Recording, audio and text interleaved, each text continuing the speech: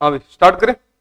चलो सबसे पहले हेडिंग डालो आप सभी, लिखो मानव शरीर का कंकाल तंत्र। ठीक है ना, हम बात करने वाले हैं कंकाल के ऊपर। ठीक है, तो हेडिंग डालो, लिखो मानव कंकाल तंत्र। कंकाल तंत्र, ठीक है ना, स्केलेटन सिस्टम। कंकाल को अपने क्या बोलते हैं? स्केलेटन बोलते हैं। तो कंकाल तंत्र का मतलब हम बात कर रहे हैं किसकी? स्केलेटन सिस्टम की। ठीक है, यानी कि हमारे शरीर की जो हड्डियां हैं जो आपस में संयुक्त होकर इतने बड़े शरीर का निर्माण करती हैं, उसको अपने स्केलेटन सिस्टम कहते हैं, यानी कि कंकाल तंत्र कहते हैं। ठीक है, हमें शुरुआत ये करनी है कि कंकाल अर्थात हम किसकी बात कर रहे हैं? हड्डियों की बात कर रहे हैं। कंकाल का मतलब हम बात किसकी कर रहे हैं? हड्डियों की। अस्थियां हमारे शरीर के किस भाग का निर्माण करती है? कंकाल का निर्माण करती है।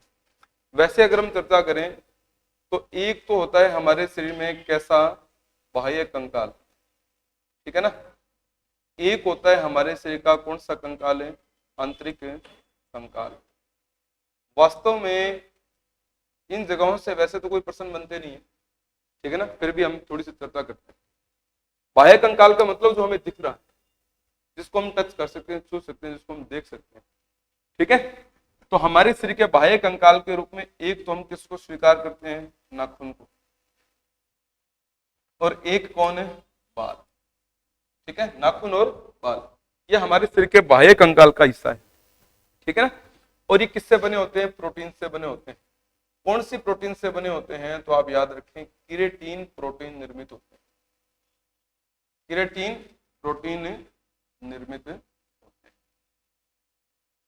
ठीक है, याद रखें आप इसे कि ये किस प्रोटीन से बने हैं, तो हम क्या जवाब देंगे? केराटिन प्रोटीन से बने। ये प्रश्न पेपरों में बहुत बार बनता है। ठीक है, बाल, नाखून, पशुओं के सींग, पशुओं के खुर आदि किस प्रकार के प्रोटीन से निर्मित होते हैं, तो हम क्या जवाब देंगे? Keratin protein. कई बार क्या होता है, हम ये सोच लेते हैं केराटिन न बोलकर कैरोटीन बोल दें, तो कैरोटीन का यहाँ कोई मतलब नहीं है, समझ लो ना। कैरोटीन एक प्रकार का पिगमेंट है, ठीक है ना, वो किसी प्रकार का विशेष प्रोटीन नहीं है, तो उसको अपने पिगमेंट मान लेते हैं। जैसे कई बार बोलते हैं ना, गाजर का नारंगी रंग किस वजह से होता है? कैरोटीन की वजह से। तो हम लोग यहाँ पर किसकी बात कर रहे हैं? एक प्रोटीन की बात कर रहे हैं, ठीक है ना, न कि किसी पिगमेंट की चर्चा कर रहे हैं। क्लियर है मेरी बात? अब आंतरिक कंकाल जो है वो क्या है? अस्थियों और उपास्थ्यों से निर्मित है। अस्थियों व किससे निर्मित है? उपास्थ्यों से निर्मित है। उपास्थ्यों से निर्मित है। क्लियर है ना मेरी बात? अस्थियों और उपास्थ्यों से निर्मित है। Bones and cartilage. Bones and cartilage, तो अस्थियां जिनको अपने क्या बोलते हैं? हड्डियां, यानी कि बोन्स, और उपास्थ्यां जिनको अपने बोलते हैं क्या? कार्टिलेज। ठीक है ना, इस तरीके से हमारे शरीर का आंतरिक कंकाल जो होता है वह हड्डियों और उपास्थ्यों से मिलकर बनता है।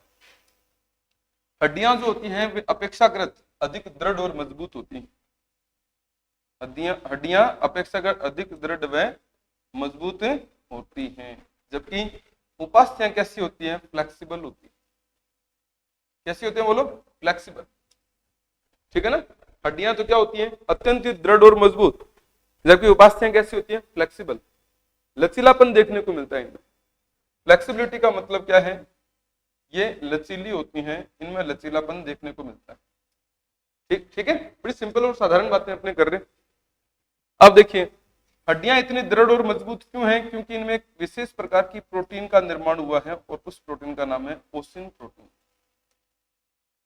ओसिन प्रोटीन एक प्रकार की ऐसी विशिष्ट प्रोटीन होती है जिस प्रोटीन की वजह से हड्डियां काफी ज्यादा दृढ़ और मजबूत हो जाती है।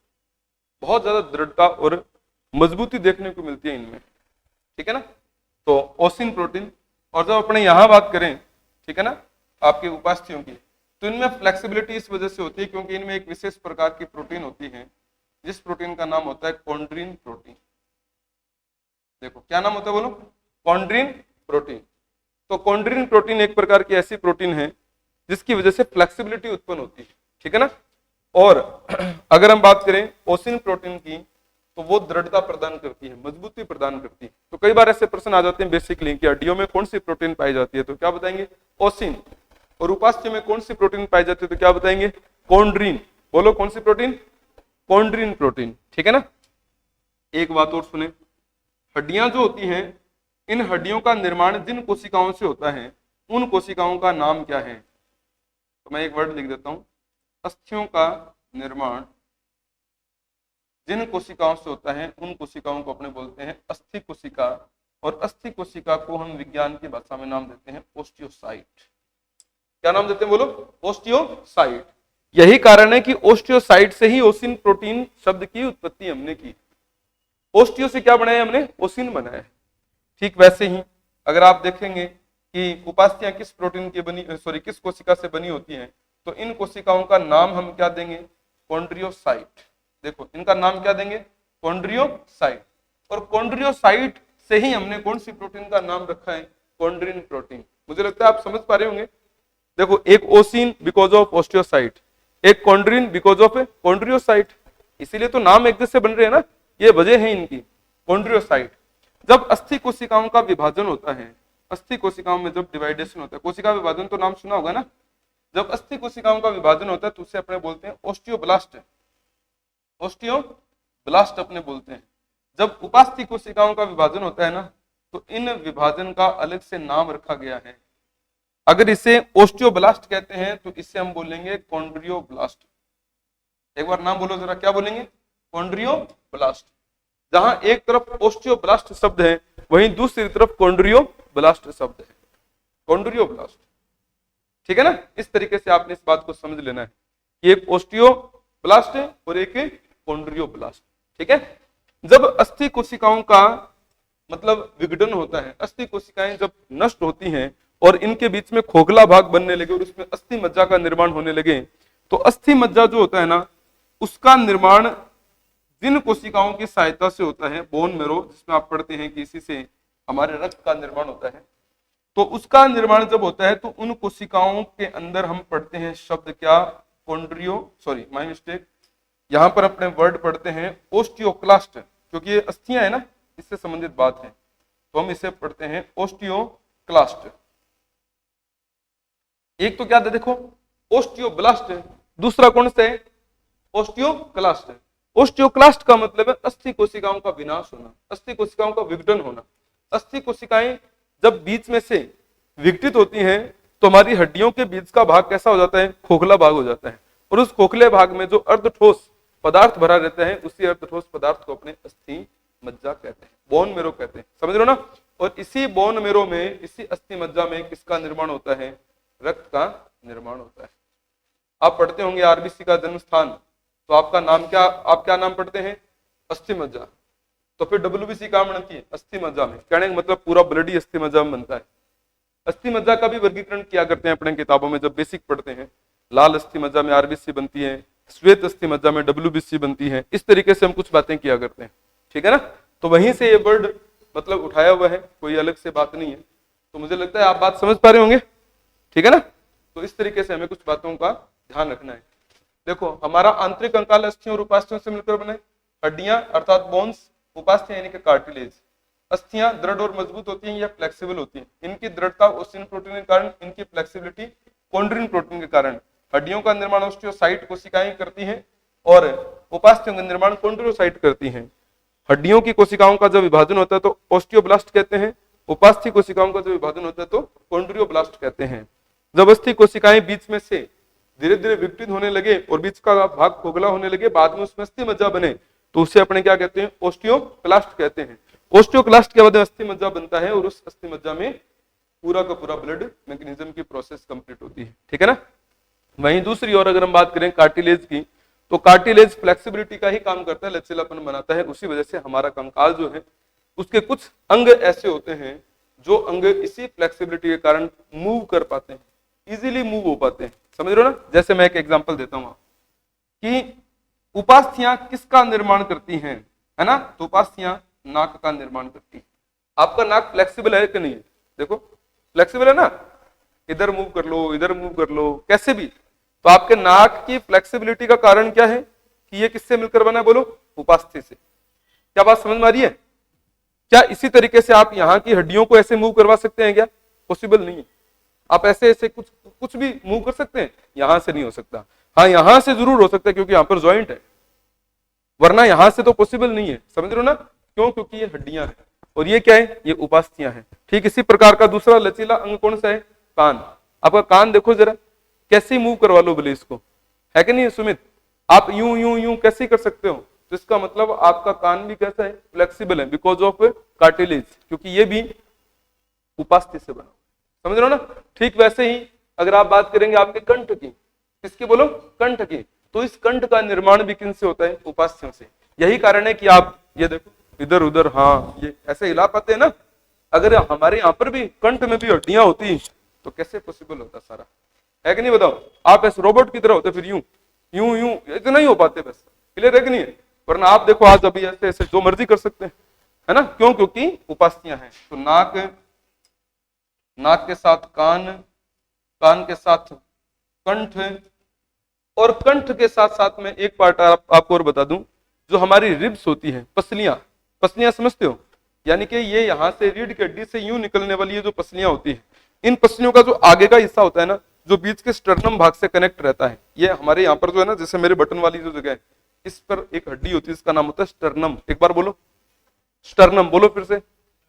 और इसी स्टर्नम के साथ ये पसलियां आकर ऐसे ज्वाइंट हो जाती है, क्लियर है ना, स्टर्नम में पसलियां आकर ज्वाइंट होती है, और उन पसलियों का अग्र भाग जो होता है वो किससे मिलकर बनता है, उपास्थियों से। यही कारण है कि यहां से अपने इन पसलियों को थोड़ा थोड़ा दबा सकते हैं। देखा है कभी क्या, छोटे बच्चे के अंदर अपने कहते हैं ना कोडी पड़ गई, ऐसे कह के उसके यहाँ पर पसलियों में हाथ डाल के यूं यूं यूं हिला देते हैं, क्यों, क्योंकि उपास्थियां लचीली हैं, इस वजह से उनमें फ्लेक्सिबिलिटी है। हड्डी को ऐसे हिला दो, टूट गई तो गई, है कि नहीं बताओ। तो क्यों, क्योंकि उपास्थियां जो है वो लचीली होती है, इस वजह से आप उसमें हल्की फुल्की मूवमेंट करवा सकते हैं। तो नाक हो गया, कान हो गया, कंठ हो गया, और पसलियों का अग्रभाग, मैं लिखूंगा पसलियों का, हाँ पसलियों का अग्रभाग में लिखूंगा, समझ रहे हो ना। ये सब किससे मिलकर बनता है, उपास्थियों से मिलकर बनता है, ठीक है ना। इन सब का निर्माण उपास्थियां करती हैं।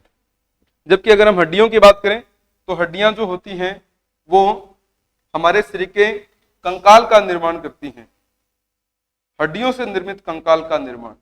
और इसमें आप खोपड़ी वगैरह ये है ना सब कुछ पढ़ लेते हैं, हाथ पैर सब, रीढ़ की हड्डी वगैरह सब कुछ इसके अंतर्गत आ जाता है, ठीक है ना।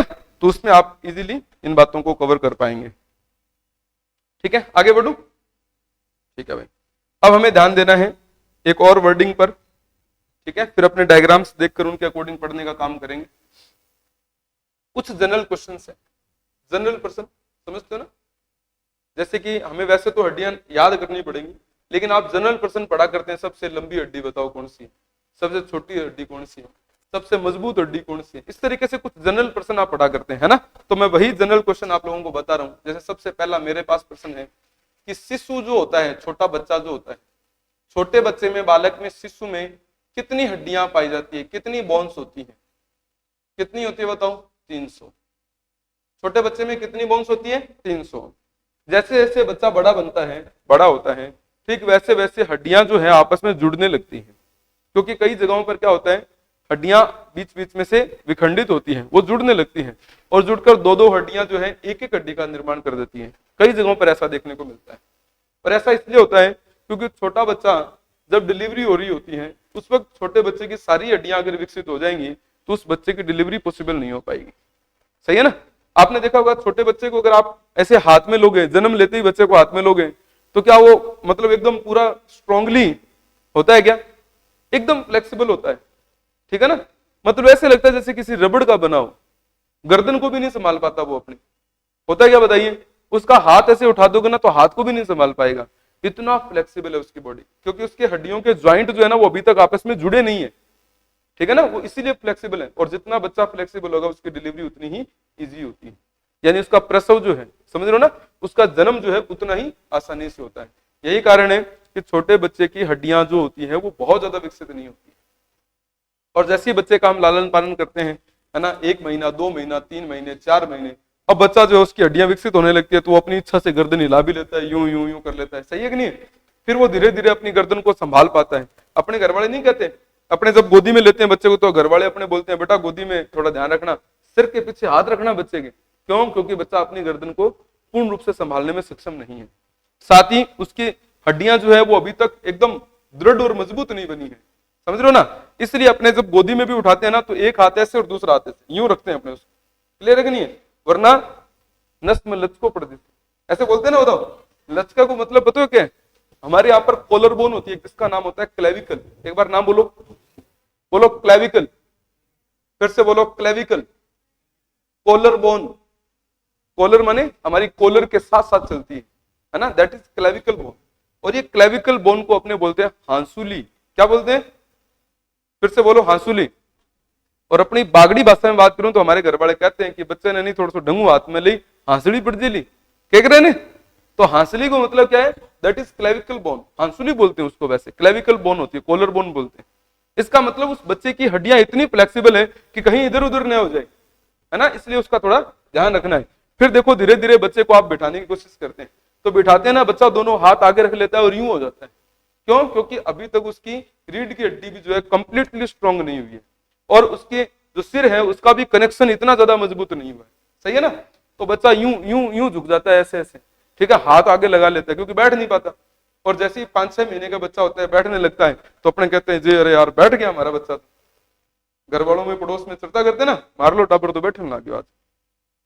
फिर वो खड़ा होने की कोशिश करता है क्योंकि उसकी हड्डियां और मजबूत हो रही है, अब तो खड़े होने लग गया, गुडालियां चलने लग गया, बोलो हाँ है ना।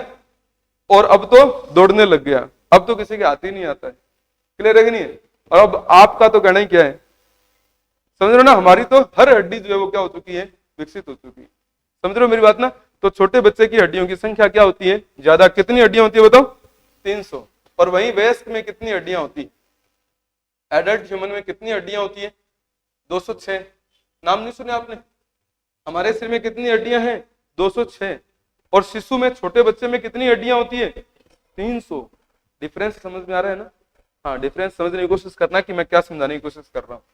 अब इन 206 हड्डियों में कुछ इंपॉर्टेंट बातें, जैसे सबसे बड़ी हड्डी बताओ, तो कौन सी हड्डी सबसे बड़ी है बताओ? फीमर। फीमर बोन सबसे बड़ी बोन होती है। कहां पाई जाती है? जांग की हड्डी, जंघा में पाई जाती है, सही है ना। तो जांग मैंने लिख दिया। अच्छा, सबसे छोटी हड्डी, अब बताओ ये कौन सी है? स्टेपीज। आपने सबने नाम याद कर रखे हैं, है ना। स्टेपीज कहाँ है? कान की हड्डी है, मध्यकरण की हड्डी, है ना, मध्यकरण की हड्डी होती है स्टेपीज। अच्छा, उसके बाद में सबसे मजबूत हड्डी, सबसे मजबूत या दृढ़, सबसे मजबूत या दृढ़, जो सबसे मजबूत या दृढ़ हड्डी है वो हड्डी फिर कौन सी है? मैंडिबल, जबड़े की हड्डी। मैंडिबल कौन सी हड्डी? मैंडिबल, जबड़े की हड्डी,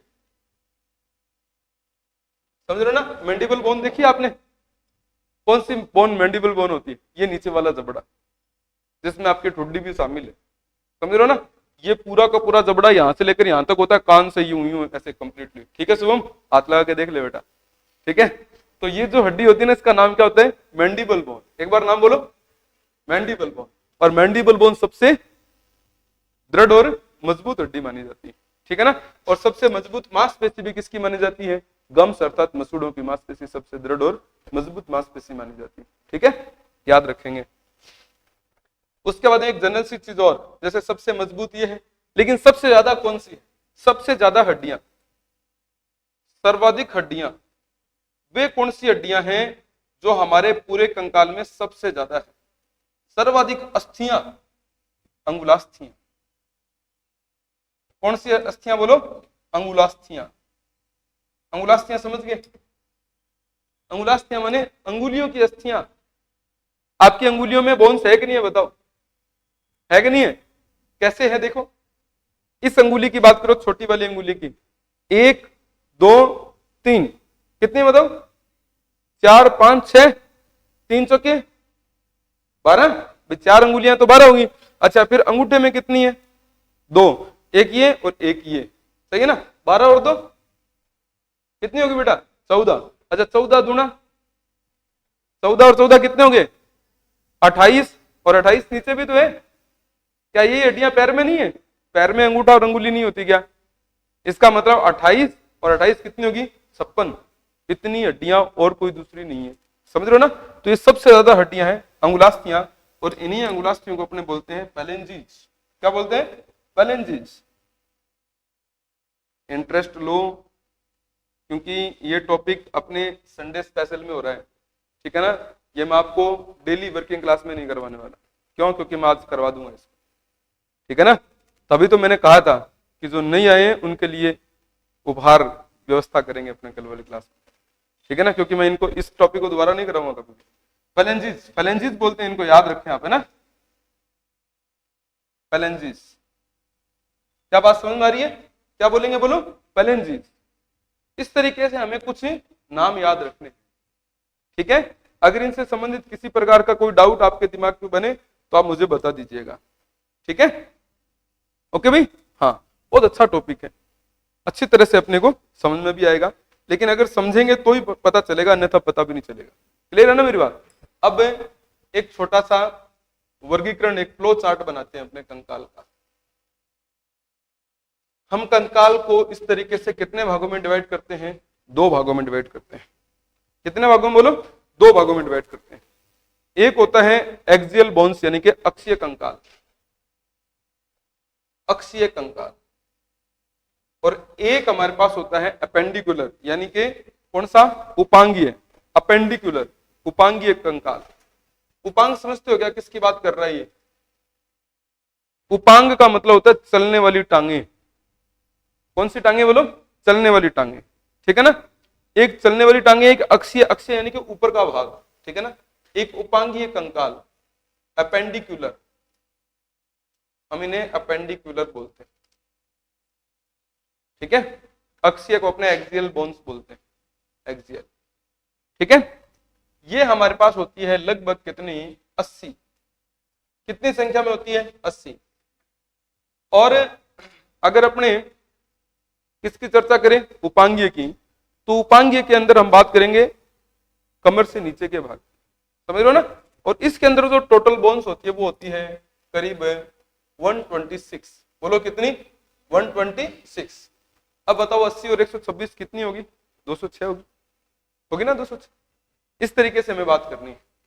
अक्षीय को हम कई भागों में डिवाइड करते हैं, मुख्य रूप से इसमें 4 पार्ट हम लोग बनाया करते हैं। कितने पार्ट? बोलो, 4 पार्ट। अब अक्षीय में सबसे पहला पार्ट किसका है? खोपड़ी का। भाई सबसे पहला पार्ट किसका है? खोपड़ी का, है कि नहीं? बताओ। तो सबसे पहले हम बात करेंगे किसकी? खोपड़ी की, जिसको अपने बोलते स्कल। स्कल अर्थात खोपड़ी, ठीक है ना। स्कल अर्थात किसकी बात कर रहे हैं? अपने खोपड़ी की चर्चा कर रहे हैं। और खोपड़ी के बाद में एक खोपड़ी वाला पार्ट हो गया, और दूसरा कौन सा पार्ट होगा? रीढ़ की हड्डी का, है कि नहीं? मेरुरज्जु वाला पार्ट, ठीक है। तो खोपड़ी के साथ हम मेरुरज्जु वाले पार्ट को भी इसमें शामिल करेंगे। वर्टिब्रल कॉलम, मेरुदंड, जिसको अपने वर्टिब्रल कॉलम के नाम से जानते हैं, वर्टिब्रल कॉलम, मेरुदंड। और मेरुदंड के बाद में हम चर्चा करते हैं किसकी? पसलियों की। पसलियां माने रिब्स। किसकी? बोलो, रिब्स अर्थात पसलियों की, हमारी रीढ़ की हड्डी से निकलने वाली पसलियां, ठीक है ना। पसलियां जिन्हें हम रिब्स बोलते हैं, रिब्स, ठीक है ना। रिब्स अपने इनको कहते हैं। और रिब्स के बाद में हम बात करते हैं एक ऐसी हड्डी की जो हमारे वक्ष में बीचों बीच होती है। थोड़ी देर पहले मैंने बोला था जहां पर हम बटन बंद करते हैं, ये बटन वाला जो पार्ट है, इस पार्ट में बीचों बीच एक हड्डी होती है, इसका नाम होता है उरोस्थी अर्थात स्टर्नम। उरोस्थी, एक सेकेंड, आप देखो ऐसे नाम भी अगर आपको याद नहीं होते तो मैं वो भी बता देता हूं। उरोस्थी, एक बार बोलो, उरोस्थी। उरोस्थी, उरोस्थी का मतलब पता है क्या? उरोज किसको बोलते हैं? उरोज बोलते हैं स्तन ग्रंथियों को, जो हमारे स्तन होते हैं ना उनको उरोज बोलते हैं। तो हिंदी में इन्हीं स्तन ग्रंथियों के बीच में पाई जाने वाली अस्थि का नाम क्या रखा गया?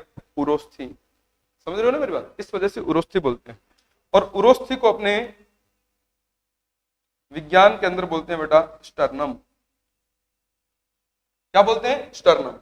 और इस उरोस्थी की संख्या कितनी है? 1।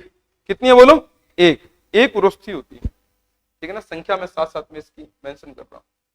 और पसलियों की संख्या होती है 24। कितनी होती है बोलो? 24। 24 पसलियां होती है, 12 राइट साइड में और 12 किस साइड में? लेफ्ट साइड में, 12 और 12, ठीक है ना।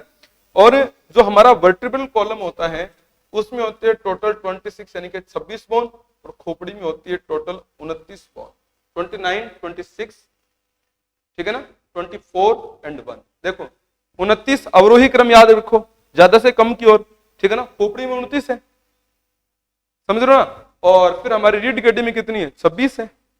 फिर रीढ़ की हड्डी से नीचे पसलियों में कितनी है? 24 है। और पसलियों से नीचे उरोस्थी कितनी है? 1। ये तो एक ही है, बीच वाली तो। साइड में यहां पर कितनी है? 24। ये याद नहीं करना, जब आपको मैं डायग्राम बताऊंगा ना तो अपने गिन लेंगे, इनको गिनेंगे तो अपने माइंड में कॉन्सेप्ट क्लियर होगा कि हाँ यार मैंने थोड़ी देर देखा तो था पहले इसको, वही चीजें क्लियर है ना। तो हम उस वक्त इनकी बात कर लेंगे। पसलियां कितनी है? 24।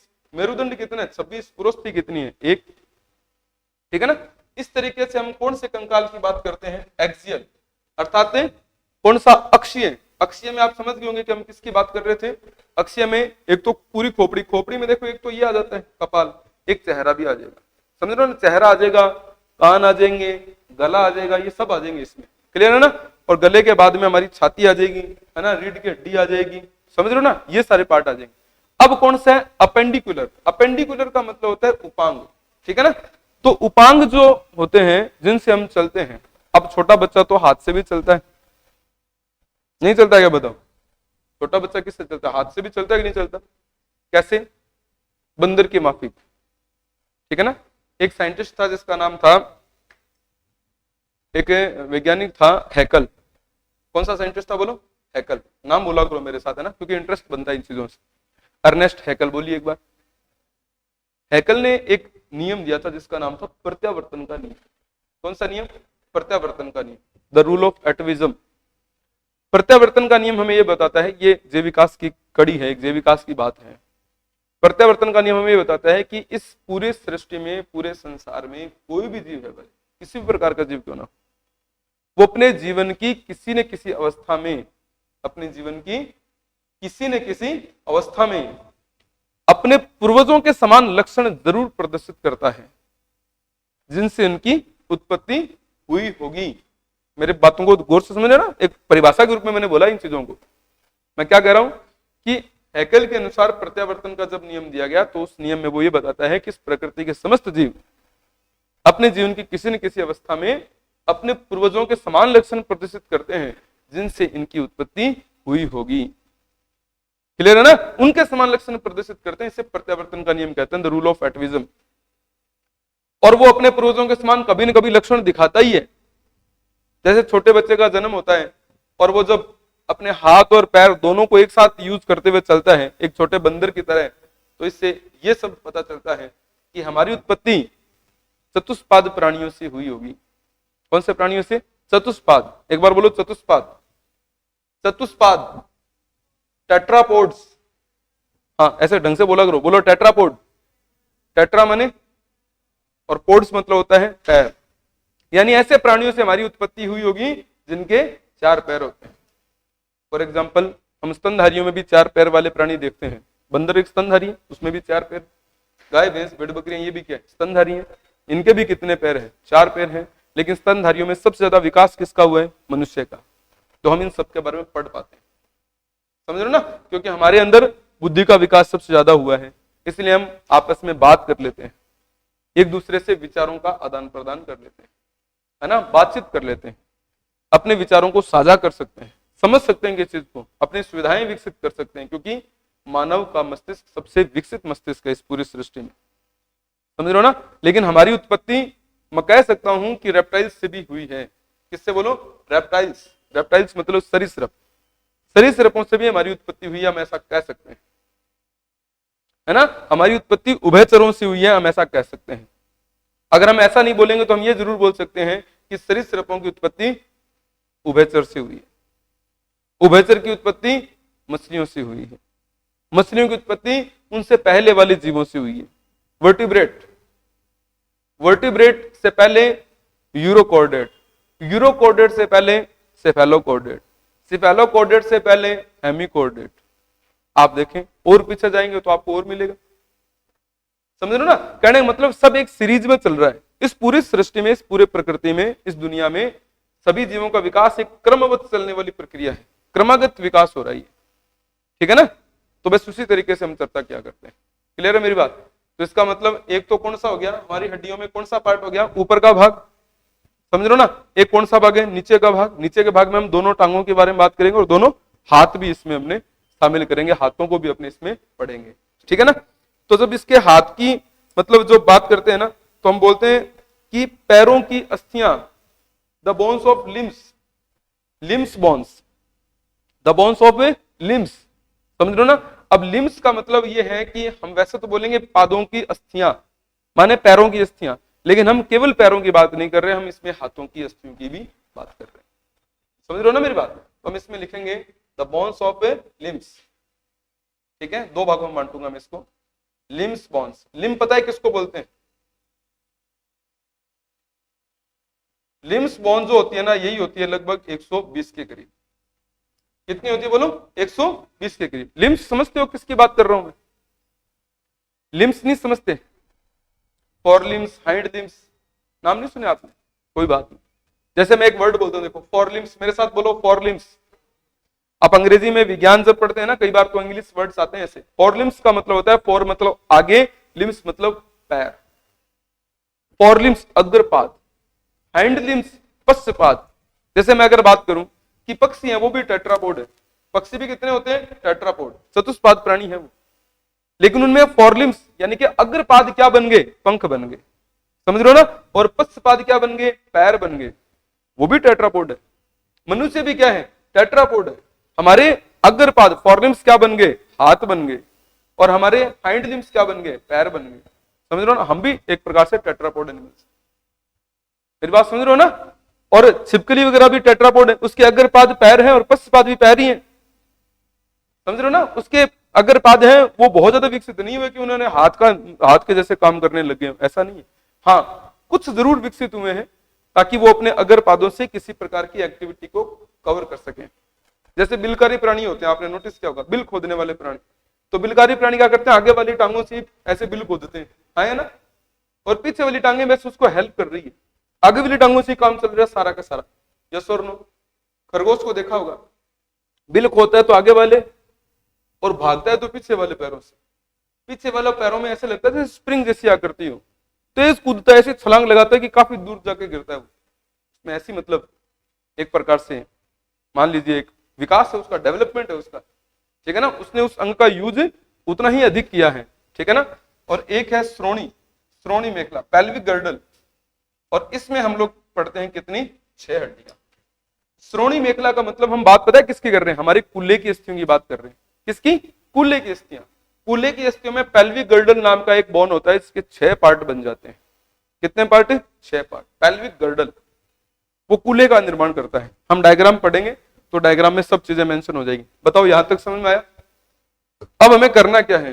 सिर्फ आगे वाला जो भी पार्ट है उसके अंदर हड्डियों के नाम मोस्टली याद रखने की कोशिश करनी है कि कौन सी हड्डी कहां पर है। इससे पहले वाला तो एकदम इजी था, सबसे बड़ी बताओ, सबसे छोटी बताओ, सबसे मजबूत बताओ, सबसे ज्यादा बताओ, समझ रहे हो ना। सबसे कम ऐसा वर्ड यूज नहीं होता है, ठीक है ना। सबसे कम नहीं कह सकते अपने किसी को, क्योंकि बहुत सारी ऐसी हड्डियां जो संख्या में एक ही है, तो अपने उसको ऐसे थोड़ी बोल देंगे सबसे कम। तो ऐसे सबसे कम तो 5-6 हड्डियां हो जाएंगी, तो फिर हम किसका नाम लेंगे, समझ रहे हो ना। तो सबसे ज्यादा कौन सी है? पैलेंजिस। फिर देखो कंकाल को हमने 2 भागों में बांटा, एक्सियल एंड अपेंडिकुलर। एक्सियल के अंदर 80, एक तो खोपड़ी, एक रीढ़ की हड्डी, एक छाती, एक बीच की उरोस्थी, समझ रहे हो ना। खोपड़ी में कितनी? 29, रीढ़ की हड्डी में कितनी? 26, छाती के अंदर रिब्स पसलियों में कितनी? 24, और एक हड्डी कौन सी? स्टर्नम, उरोस्थी, जो बीच में है, समझ रहे हो ना। और अपेंडिकुलर, अपेंडिकुलर में एक तो लिम्स बोन्स यानी कि हमारे हाथ की और पैरों की, टोटल कितनी? 120, और पेल्विक गर्दन वाला ये जो पार्ट है इसमें कितनी? 6 हड्डी। क्लियर है? स्टार्ट करें आगे? बहुत बढ़िया। अब देखो सबसे पहले हम बात करते हैं खोपड़ी की हड्डी की। खोपड़ी, ठीक है ना। और खोपड़ी का कितने पार्ट है? 2 पार्ट है। खोपड़ी में कितने पार्ट है? 2 पार्ट। एक तो है कपाल, ऊपर ऊपर का, समझ रहे हो ना। एक है चेहरा, समझ रहे हो ना। हम बात कर रहे हैं किसकी? कपाल की। ये कपाल की अस्थियां हैं, ठीक है ना। देखो नीचे लिखा हुआ है क्रेनियल बोन्स। क्रेनियल किसको बोलते हैं? कपाल को बोलते हैं, ठीक है ना। संख्या भी लिखी हुई है 8, ठीक है। तो हमारे मस्तिष्क का जो सुरक्षात्मक आवरण है उसको अपने बोलते हैं क्रेनियम। क्या बोलते हैं? क्रेनियम, अर्थात कपाल। अस्थि निर्मित आवरण है, बहुत दृढ़ और मजबूत आवरण है ये। अस्थि निर्मित बहुत दृढ़ और मजबूत आवरण है, इसे क्रेनियम बोलते हैं। और इस क्रेनियम में टोटल कितनी अस्थियां होती हैं? 8 अस्थियां होती हैं, जो कौन सी संधि से आपस में जुड़ी होती हैं? अचल संधि द्वारा जुड़ी होती हैं। बोलो कौन सी संधि द्वारा? अचल संधि। एक बार मेरे साथ बोले, कौन सी संधि? अचल संधि। Very very important. अचल संधि समझते हो? ये जो हड्डियां है ना, ये हड्डियां अलग अलग काम नहीं करती, सब आपस में ऐसे यूं जुड़ी हुई है, ऐसे जुड़ी हुई है।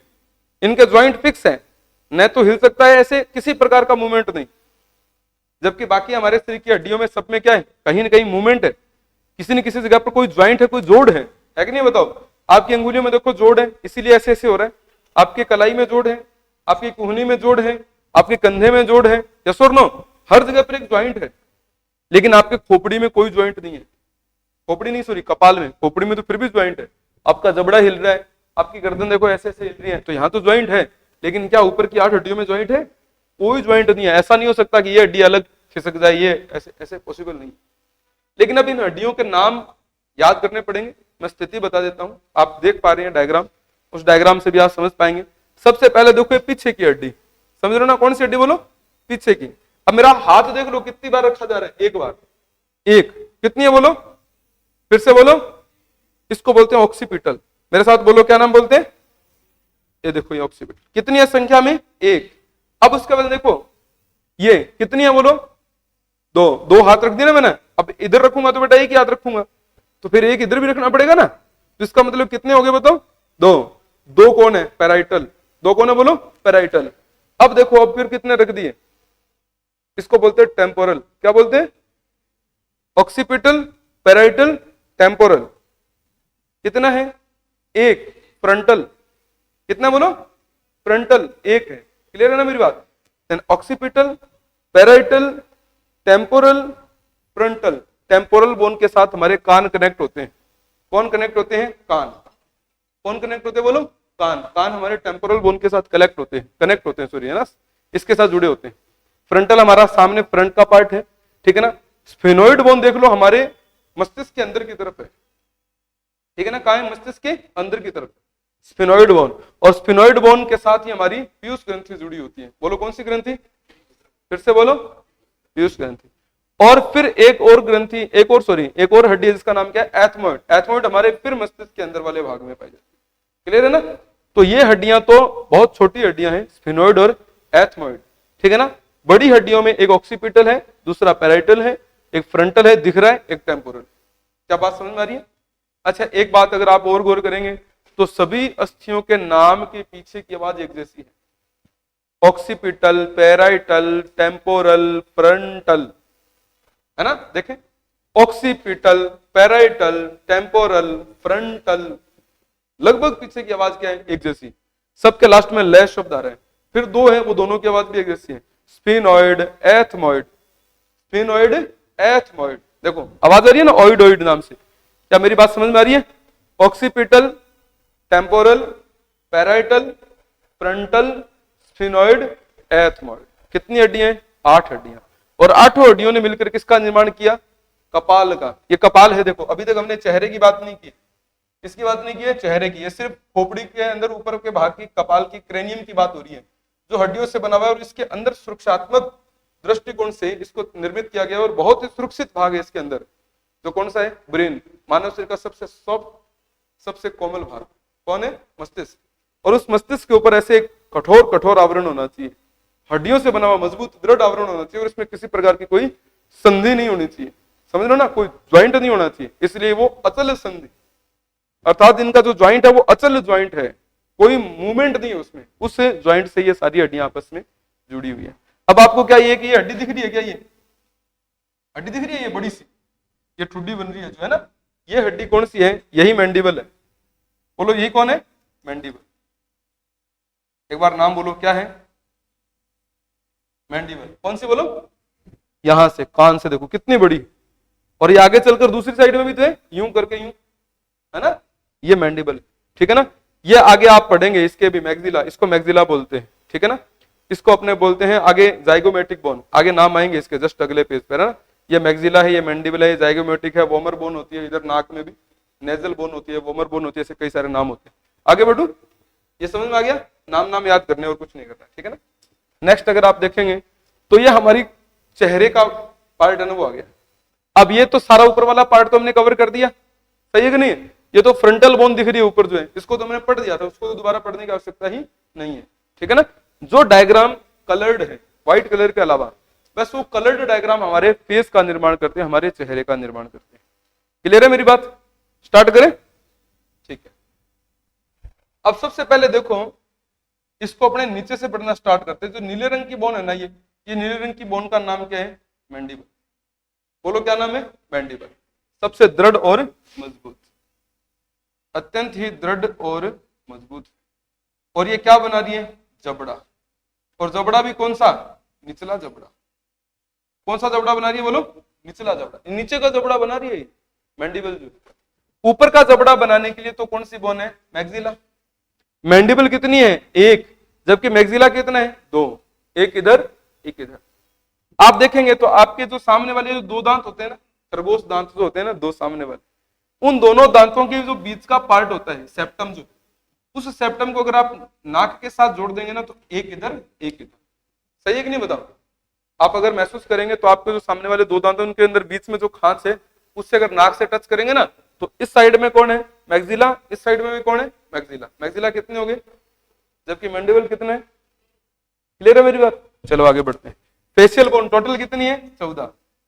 अब देखें, अब ये तो हो गया, एक तो बड़ा पार्ट हो गया कौन है, मैंडिबल, दूसरा बड़ा पार्ट हो गया कौन है, मैग्जिला। बड़ी बड़ी बात होगी। अब ये दो ग्रीन कलर की जो दिख रही है ना, इनको बोलते हैं जाइगोमेटिक बोन। क्या बोलते हैं, जाइगोमेटिक बोन। एक बार बोले, नाम बोले, जाइगोमेटिक। फिर से बोले, आपके फेस को, आपके चेहरे को जो एक स्वरूप प्रदान करता है, जो एक आकार प्रदान करता है, वो कौन सी बोन होती है, जाइगोमेटिक बोन होती है। ये जाइगोमेटिक बोन की अगर शेप सुंदर हो तो आपका चेहरा सुंदर दिखता है, भले इसका कलर जैसा मर्जी हो, लेकिन आपका चेहरा क्या होता है, सुंदर दिखता है। जैसे अपने घरों में आपने नोटिस किया, वो कई बार कहते हैं कि नैन नक्शा सुंदर है, ऐसे बोलते हैं ना, कि नुक्सो बड़ो सुनो है, ऐसे बोलते हैं कि नहीं बोलते हैं, मैं ही बोल रहा हूं, बोलते हैं ना। तो नक्शे की सुंदरता के पीछे का कारण क्या है, आपकी जाइगोमेटिक बोन। ये जो बोन होती है, इनकी शेप अगर सही है तो ये चेहरा बड़ा ही सुंदर दिखने लगता है। और अगर इसकी शेप ऐसे बाहर की तरफ हो तो इसका मतलब चेहरा ऐसे लगता है जैसे थेपड़ी जैसा। थेपड़ी देखिए ना, एकदम ऐसे साफ चपटा सा होता है, सही है ना। तो ये जो जाइगोमेटिक बोन है, ये क्या होनी चाहिए, एकदम शेप में होनी चाहिए। शेप में होती है तो चेहरा एकदम सुंदर तरीके से हमें दिखता है। क्लियर है मेरी बात। तो चेहरे की सुंदरता बढ़ाने का जो काम है, चेहरे का जो सुंदरता है, सौंदर्य जो है, ये कौन सी बोन की सहायता से होता है, जाइगोमेटिक। अब मोटी मोटी बातें हमने कर ली, देखो कौन सा बोलो, मैंडिबल। अब मेरा हाथ जहां जाए वो नाम बोला करो, मैंडिबल बोलो, मैक्सिला, जाइगोमेटिक। इतनी तो बात की हमने, और तो कुछ पढ़ा ही नहीं अभी। Mandible, maxilla, zygomatic. मैंडिबल एक, मैक्सिला दो, और जाइगोमेटिक भी दो। बहुत बढ़िया। अब जाइगोमेटिक के बाद में अगर अपने चर्चा करें तो हमारे पास है, सबसे इंपॉर्टेंट आती है नेजल। पहले नेजल पढ़ते हैं हम। एक बार नाम बोलो, क्या, नेजल। बोलो नेजल। वैसे तो है नेजल, लेकिन आप इसको कुछ और भी बोल सकते हैं। क्या बोलना पसंद करेंगे, नासल। हो सकता है ना आप ऐसा बोलने लगे, नासल। नासल मतलब, अब नाम से पता चल रहा है नाक की बात हो रही। अपने जिस परिवेश से आते हैं उस परिवेश में तो कई बार कहते हैं ना, ओ नस्ल, कहते हैं ना भाई, नाक जिसका कोई बड़ा हो या कोई नाक थोड़ा सा खराब सा हो तो अपने कहते देख नस्ल हो, बोलते ना। इट मीन्स वो किसकी बात कर रहे हैं, नाक की बात कर रहे हैं। Then it is nasal, not nasal. ये नसल नहीं है, इसको नेजल बोलते हैं। आपने नोटिस किया होगा, कई बार नाक में डालने वाली कुछ दवाइयां आती है, नाक में डालने वाली कुछ दवाइयां आती है जिसका किसी का नाक बंद हो जाए। सर्दियों में नाक बंद होते हैं ना आखिर, आपने नोटिस किया होगा, ऐसे सोते हैं तो इधर वाला नाक बंद हो गया, ऐसे सोते हैं तो इधर वाला नाक बंद हो गया। तो डॉक्टर को कहते हैं, डॉक्टर साहब रात को नींद नहीं आ रही, नाक बंद हो जाता है, मेरा सांस ही नहीं आता। डॉक्टर कहता है, चलो मैं तेरे को नाक में डालने वाली कुछ दवाइयां देता हूं। अब नाक में डालने वाली वो ऐसी दवाई देता है कि 1-2 बूंद नाक में डाल दिया करो। तो नाक में जब 1-2 बूंद डालते हैं तो नाक खुल जाता है उससे। उसके ऊपर कभी देखना लिखा हुआ मिलता है नेजल स्प्रे। क्या लिखा मिलता है, नेजल स्प्रे। नेजल का मतलब नाक। अब ये क्योंकि नेजल नाम ही क्यों रखा गया, क्योंकि हमारे नाक में जो हड्डी होती है उसका नाम ही नेजल है। और वैसे आपको मैंने याद करने का तरीका बताया जो आपको मुझे लगता है काफी पसंद आया होगा बाकियों की तुलना में। सही है ना? हाँ, मुझे पता है टेढ़ी बातें अपने ज्यादा याद रहती है। तो देखो ये कौन सी बोन है बोलो? Nasal bones. ये जिसमें आपने यहाँ अगर आप टच करेंगे इस जगह पर तो देखो एक बहुत ही दृढ़ और मजबूत हड्डी है। ऐसे नाक को टच करें जरा, आपकी चश्मा जिस हड्डी पर टिकी हुई है ना, that is nasal bone. Clear है ना? जब चश्मा लगाते हैं तो अपने इसी हड्डी के ऊपर लगभग चश्मा का ऊपर का हिस्सा जो है ना वो टच रहता है, तो उसको अपने क्या बोलते हैं? नेजल बोलते हैं। अच्छा, नेजल के जस्ट नीचे की अगर अपने चर्चा करें तो एक बोन है जिसका नाम है पैलेटाइन बोन। बोलो कौन सी? पैलेटाइन, जो नाक के ऐसे नीचे की तरफ झुकने वाले पार्ट के ऊपर बनती है। फिर एक ये नीले रंग की बोन और है जिसका नाम है वॉमर। एक बार बोले वॉमर। कौन सी बोन? वॉमर बोन। कई बार जो ये मुक्केबाज होते हैं ना, लड़ाइयां करते हैं, मुक्केबाज समझ गए? एथलीट जो होते हैं बॉक्सिंग करते हैं या बॉक्सर जो होते हैं ना, वो क्या करते हैं? नाक के ऊपर मारते हैं सामने वाले। तो नाक के ऊपर मारते हैं, नाक में से ब्लीडिंग होनी स्टार्ट हो जाती है। क्यों? क्योंकि इनकी कौन सी बोन सामने है? वॉमर। एक बार नाम बोले वॉमर, फिर से बोले वॉमर। वॉमर कौन बोन? कौन सी? सामने वाली। अब आप इस बोन को टच करके देखें जरा, ऐसे नाक को टच करें, सभी नाक को टच करें। आपको इसके अंदर एक ऐसे नहीं लग रहा है, ऐसे बहुत पतला सा एकदम पार्ट है, थोड़ा दबाएं इसको, दर्द नहीं होगा, चिंता नहीं करें। ऐसे लग रहा है ना जो इधर उधर मूव भी कर रहा है साथ में, दैट इज वॉमर बोन। मुक्केबाज लोग क्या करते हैं, बॉक्सिंग वाले, इस वॉमर बोन को निकलवा देते हैं। ऑपरेशन हुआ, वॉमर बोन निकाल के फेंक दिया। अब सामने वाला मुक्का मारेगा, कोई टेंशन नहीं, क्योंकि वॉमर बोन है ही नहीं। समझ रहे हो ना मेरी बात? तो मुक्केबाज बॉक्सिंग वाले जो होते हैं ना, उनके नाक में ये हड्डी नहीं होती।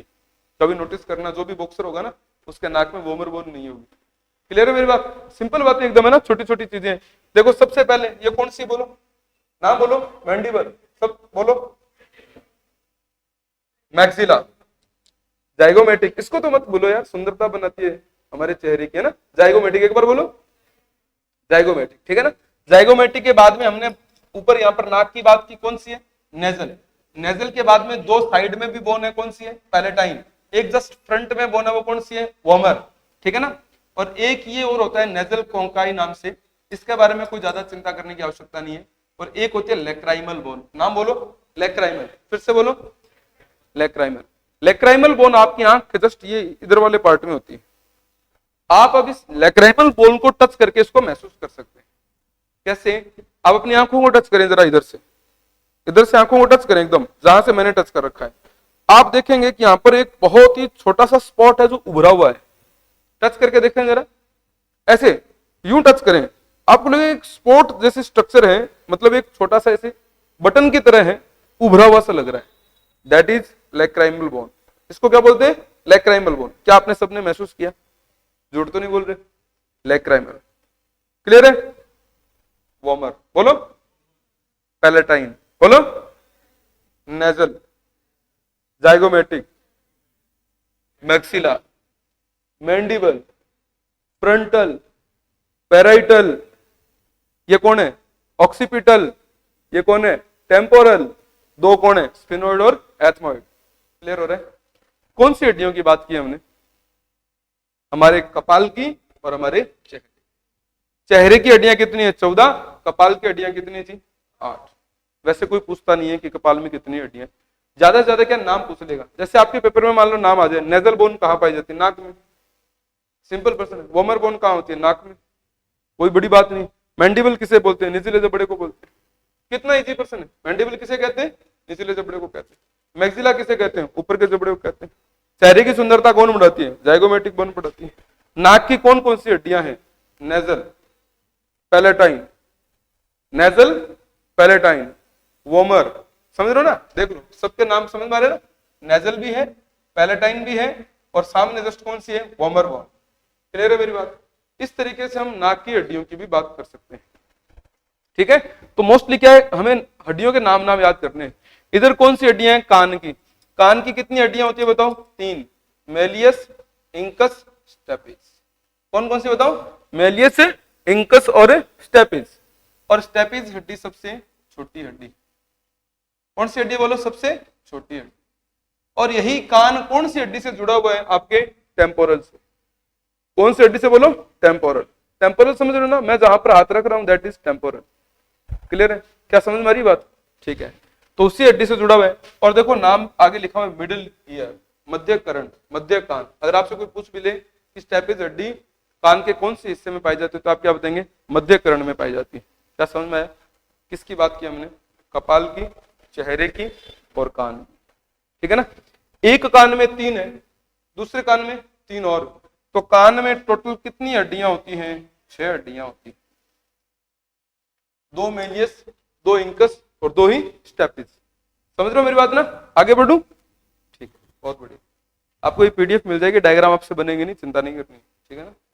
डायग्राम पॉसिबल नहीं है ना, बहुत टफ टाइप के डायग्राम है इसमें, तो फालतू में अपने चिंता न करें तो ही बेटर है। अब देखो, आप इस डायग्राम को अगर देख पा रहे हैं तो आपको एक तो दिखेगा गर्दन, ये तो ग्रीवा पार्ट आ गया, गर्दन आ गया, सही है ना। यहां से लेकर यहां तक गर्दन आ गया। गर्दन के बाद में अगर आप इस भाग को देखेंगे तो ये पार्ट आ गया थोरेक्स पार्ट। एक बार नाम बोले, थोरेक्स। ये तो होगी बेटा ग्रीवा यानी कि गर्दन, ये हो गया आपका थोरेक्स। बोले थोरेक्स, थोरेक्स मतलब वक्ष, छाती। आप देखें जरा, क्या यहाँ पर ऐसे लाइनें नहीं दिख रही आपको? लाइनें दिख रही है क्या बताइए? ये लाइनें क्या कर रही है? ये यहां से निकल रही है और आगे चलकर अस्थि पंजर बना रही है। क्या बना रही है? अस्थि पंजर, रिब स्केच, पसलियां बना रही है। इन्हीं को तो पसलियां बोलते हैं। आप इस भाग को क्या बोलेंगे अपनी भाषा में? तो पासड़ी बोलते हैं ना, क्या पांसड़ी है? तो पांसड़ी माने पसली है। विज्ञान क्या बोलते हैं? रिब्स। किस रूप में? पिंजरे के रूप में। पिंजरे को हम क्या बोलते हैं? केज। नाम क्या पड़ गया? Rib sketch. क्या नाम पड़ गया? रिब स्केच, अस्थि पंजर। रिब स्केच माने अस्थि पंजर। किसका निर्माण कर रहे हैं? पिंजरे जैसी आकृति का निर्माण कर रहे हैं, पसलियों का। इसके अंदर कौन रहते हैं? फेफड़े रहते हैं और हार्ट रहता है। तो फेफड़े और हृदय दोनों ही बहुत ही सॉफ्ट और बहुत ही लचीले, बहुत ही मुलायम भाग होते हैं। इनकी सुरक्षा करने के लिए हड्डियों का एक पिंजरे जैसी आकृति होनी चाहिए, उस पिंजरे में सुरक्षित रहेंगे। सही है कि नहीं? तो उसी पिंजरे का नाम जो है वो क्या है? पसलियां। क्लियर है ना? अब उसके बाद देखो, थोड़ा सा और नीचे आते हैं तो हमारा ये वाला पार्ट आ जाता है। अब यहां तक तो क्या थी? पसलियां थी। अब ये जो अंदर की तरफ धंसा हुआ पार्ट, देखे जरा, ये अंदर की तरफ धंसा हुआ पार्ट है, पीले रंग का पार्ट, ठीक है ना। फिर आप अगर यहां देखेंगे तो कूल्हे के बीच में इधर वाले पार्ट पर, ठीक है ना। फिर लास्ट में महसूस करेंगे कि कूल्हे के बीच का जो भाग है ना, उसको अगर नीचे से टच करेंगे अंदर से, तो आप महसूस करेंगे कि बहुत ही सॉफ्ट, सॉरी बहुत ही एकदम पतला नुकीला सा पार्ट आपको महसूस होगा। हालांकि इस भाग को हम खुद महसूस कर सकते हैं अपने बॉडी को टच करके, साथ ही हम छोटे बच्चे के अंदर भी इसको महसूस कर सकते हैं। आपने नोटिस किया होगा, जब छोटे बच्चे को अपने गोद में लेते हैं, ठीक है ना, तो उसकी रीढ़ की हड्डी को ऐसे टच करते हुए नीचे तक जाए, जहां तक रीढ़ की हड्डी है, ठीक है ना। तो हमारे कूलों के बीच गुदा से ऊपर अगर आप महसूस करेंगे, ऐसे अंगूठा यूं टच करेंगे, तो आपके अंगूठे के ऊपर से नुकीली चीज ऐसे लगती है, महसूस होगी। क्लियर है ना? वही अगर नुकीली चीज और आगे बढ़ जाती तो पूंछ बन जाती। क्या बन जाती? बोलो, पूंछ। एक बार बोलो, क्या बन जाती? वो पूंछ बन जाती अगर ऐसा होता। और इस हिंदुस्तान में बहुत सारे बच्चे ऐसे पैदा होते हैं जिनके पैदा होते ही इतनी इतनी पूंछें भी देखी गई है।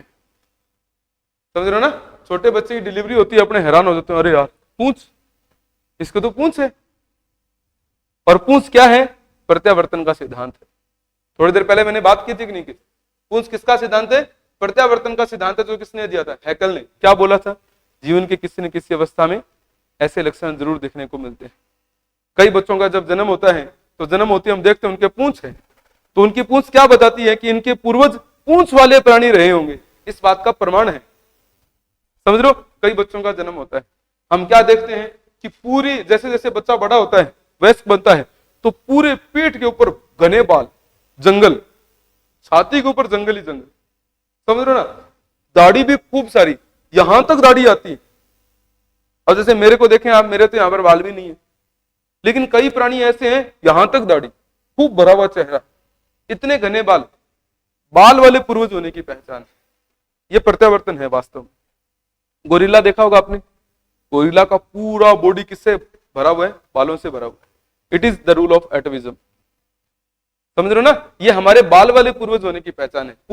पूंछ वाले किसी पूर्वज होने का प्रमाण है। समझ रहे हो ना? हम जब ऐसे चलते हैं घुटनों के बल, तो हमारे टेट्रापोड के किसी पूर्वज होने का मतलब ये परिणाम है। समझ रहे हो ना? ये उसका प्रमाण है, एक सबूत है, एक एविडेंस कि हाँ हमारी उत्पत्ति ऐसे प्राणियों से हुई होगी, इसीलिए हम उनके समान लक्षणों को प्रदर्शित करते हैं।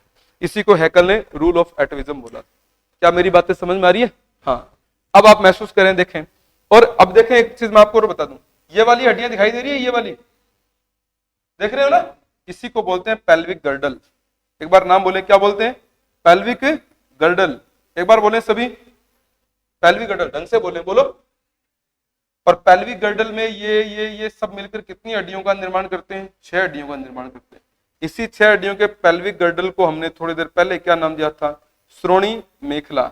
और आपको याद होगा, मैं कई बार मॉर्निंग बैच में वृषण और अंडाशय के कार्यक्रम को पढ़ा चुका हूं, तो मैंने शायद अंडाशय से एक हार्मोन बोला होगा, रिलैक्सिन हार्मोन।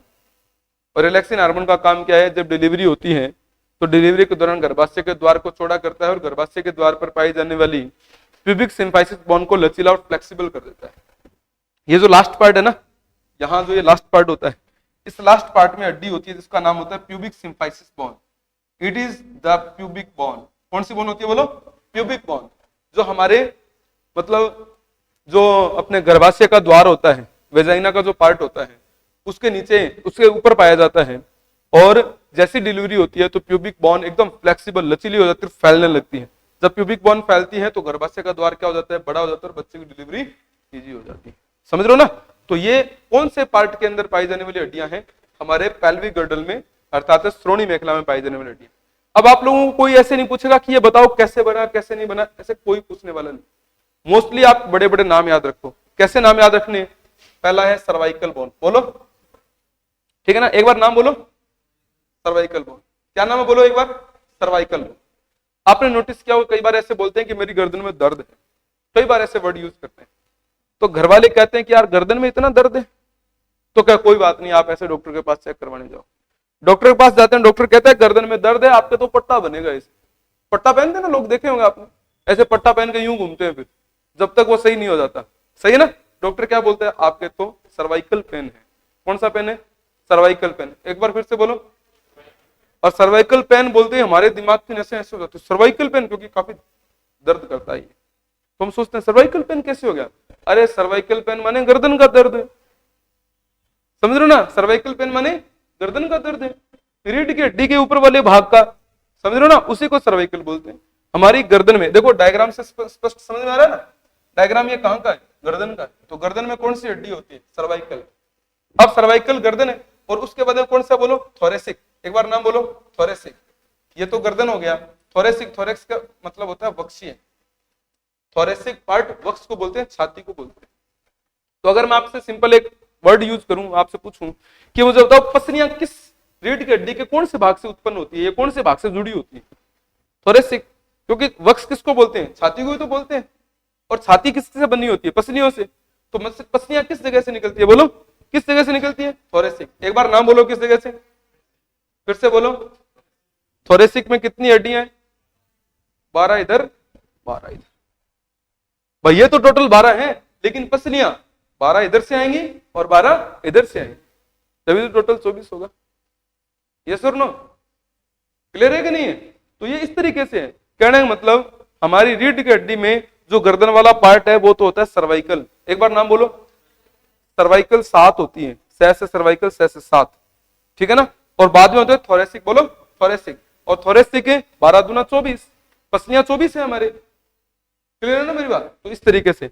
और उसके बाद में अब देखो, ये धंसा हुआ पार्ट है, फिर बाहर की तरफ निकलेगा। अब इससे जस्ट नीचे का पार्ट देखेंगे ना, तो थोड़ा सा बाहर की तरफ है, उस पार्ट को बोलते हैं लंबर। एक बार नाम बोले, लंबर। लंबर के बाद में सैक्रम। बोले, सैक्रम। सैक्रम के बाद में होती है कोकेक्स। नाम बोले। कोकेक्स को अपने बोलते हैं पुच्छ कशेरुक। एक बार नाम बोले, क्या बोलते हैं? पुच्छ कशेरुक। हाँ, मेरे साथ नाम बोल दें एक बार सभी। बोल दें पुच्छ कशेरुक। अरे बोला करें, पुच्छ कशेरुक अवशेषी अंग है। कैसा अंग है बोलो? अवशेषी। उपस्थित तो है लेकिन काम का नहीं है। उपस्थित तो है लेकिन क्या नहीं है? काम का नहीं है। उपस्थित है लेकिन काम का नहीं है। काम नहीं आता हमारे। हमारे पूंछ किस काम के बताओ? पूंछ थोड़ी है हमारे, उसका अवशेष मात्र है। तो बस नाम नाम याद करने। आपसे कोई पूछे सर्वाइकल बोन कहाँ है? गर्दन में।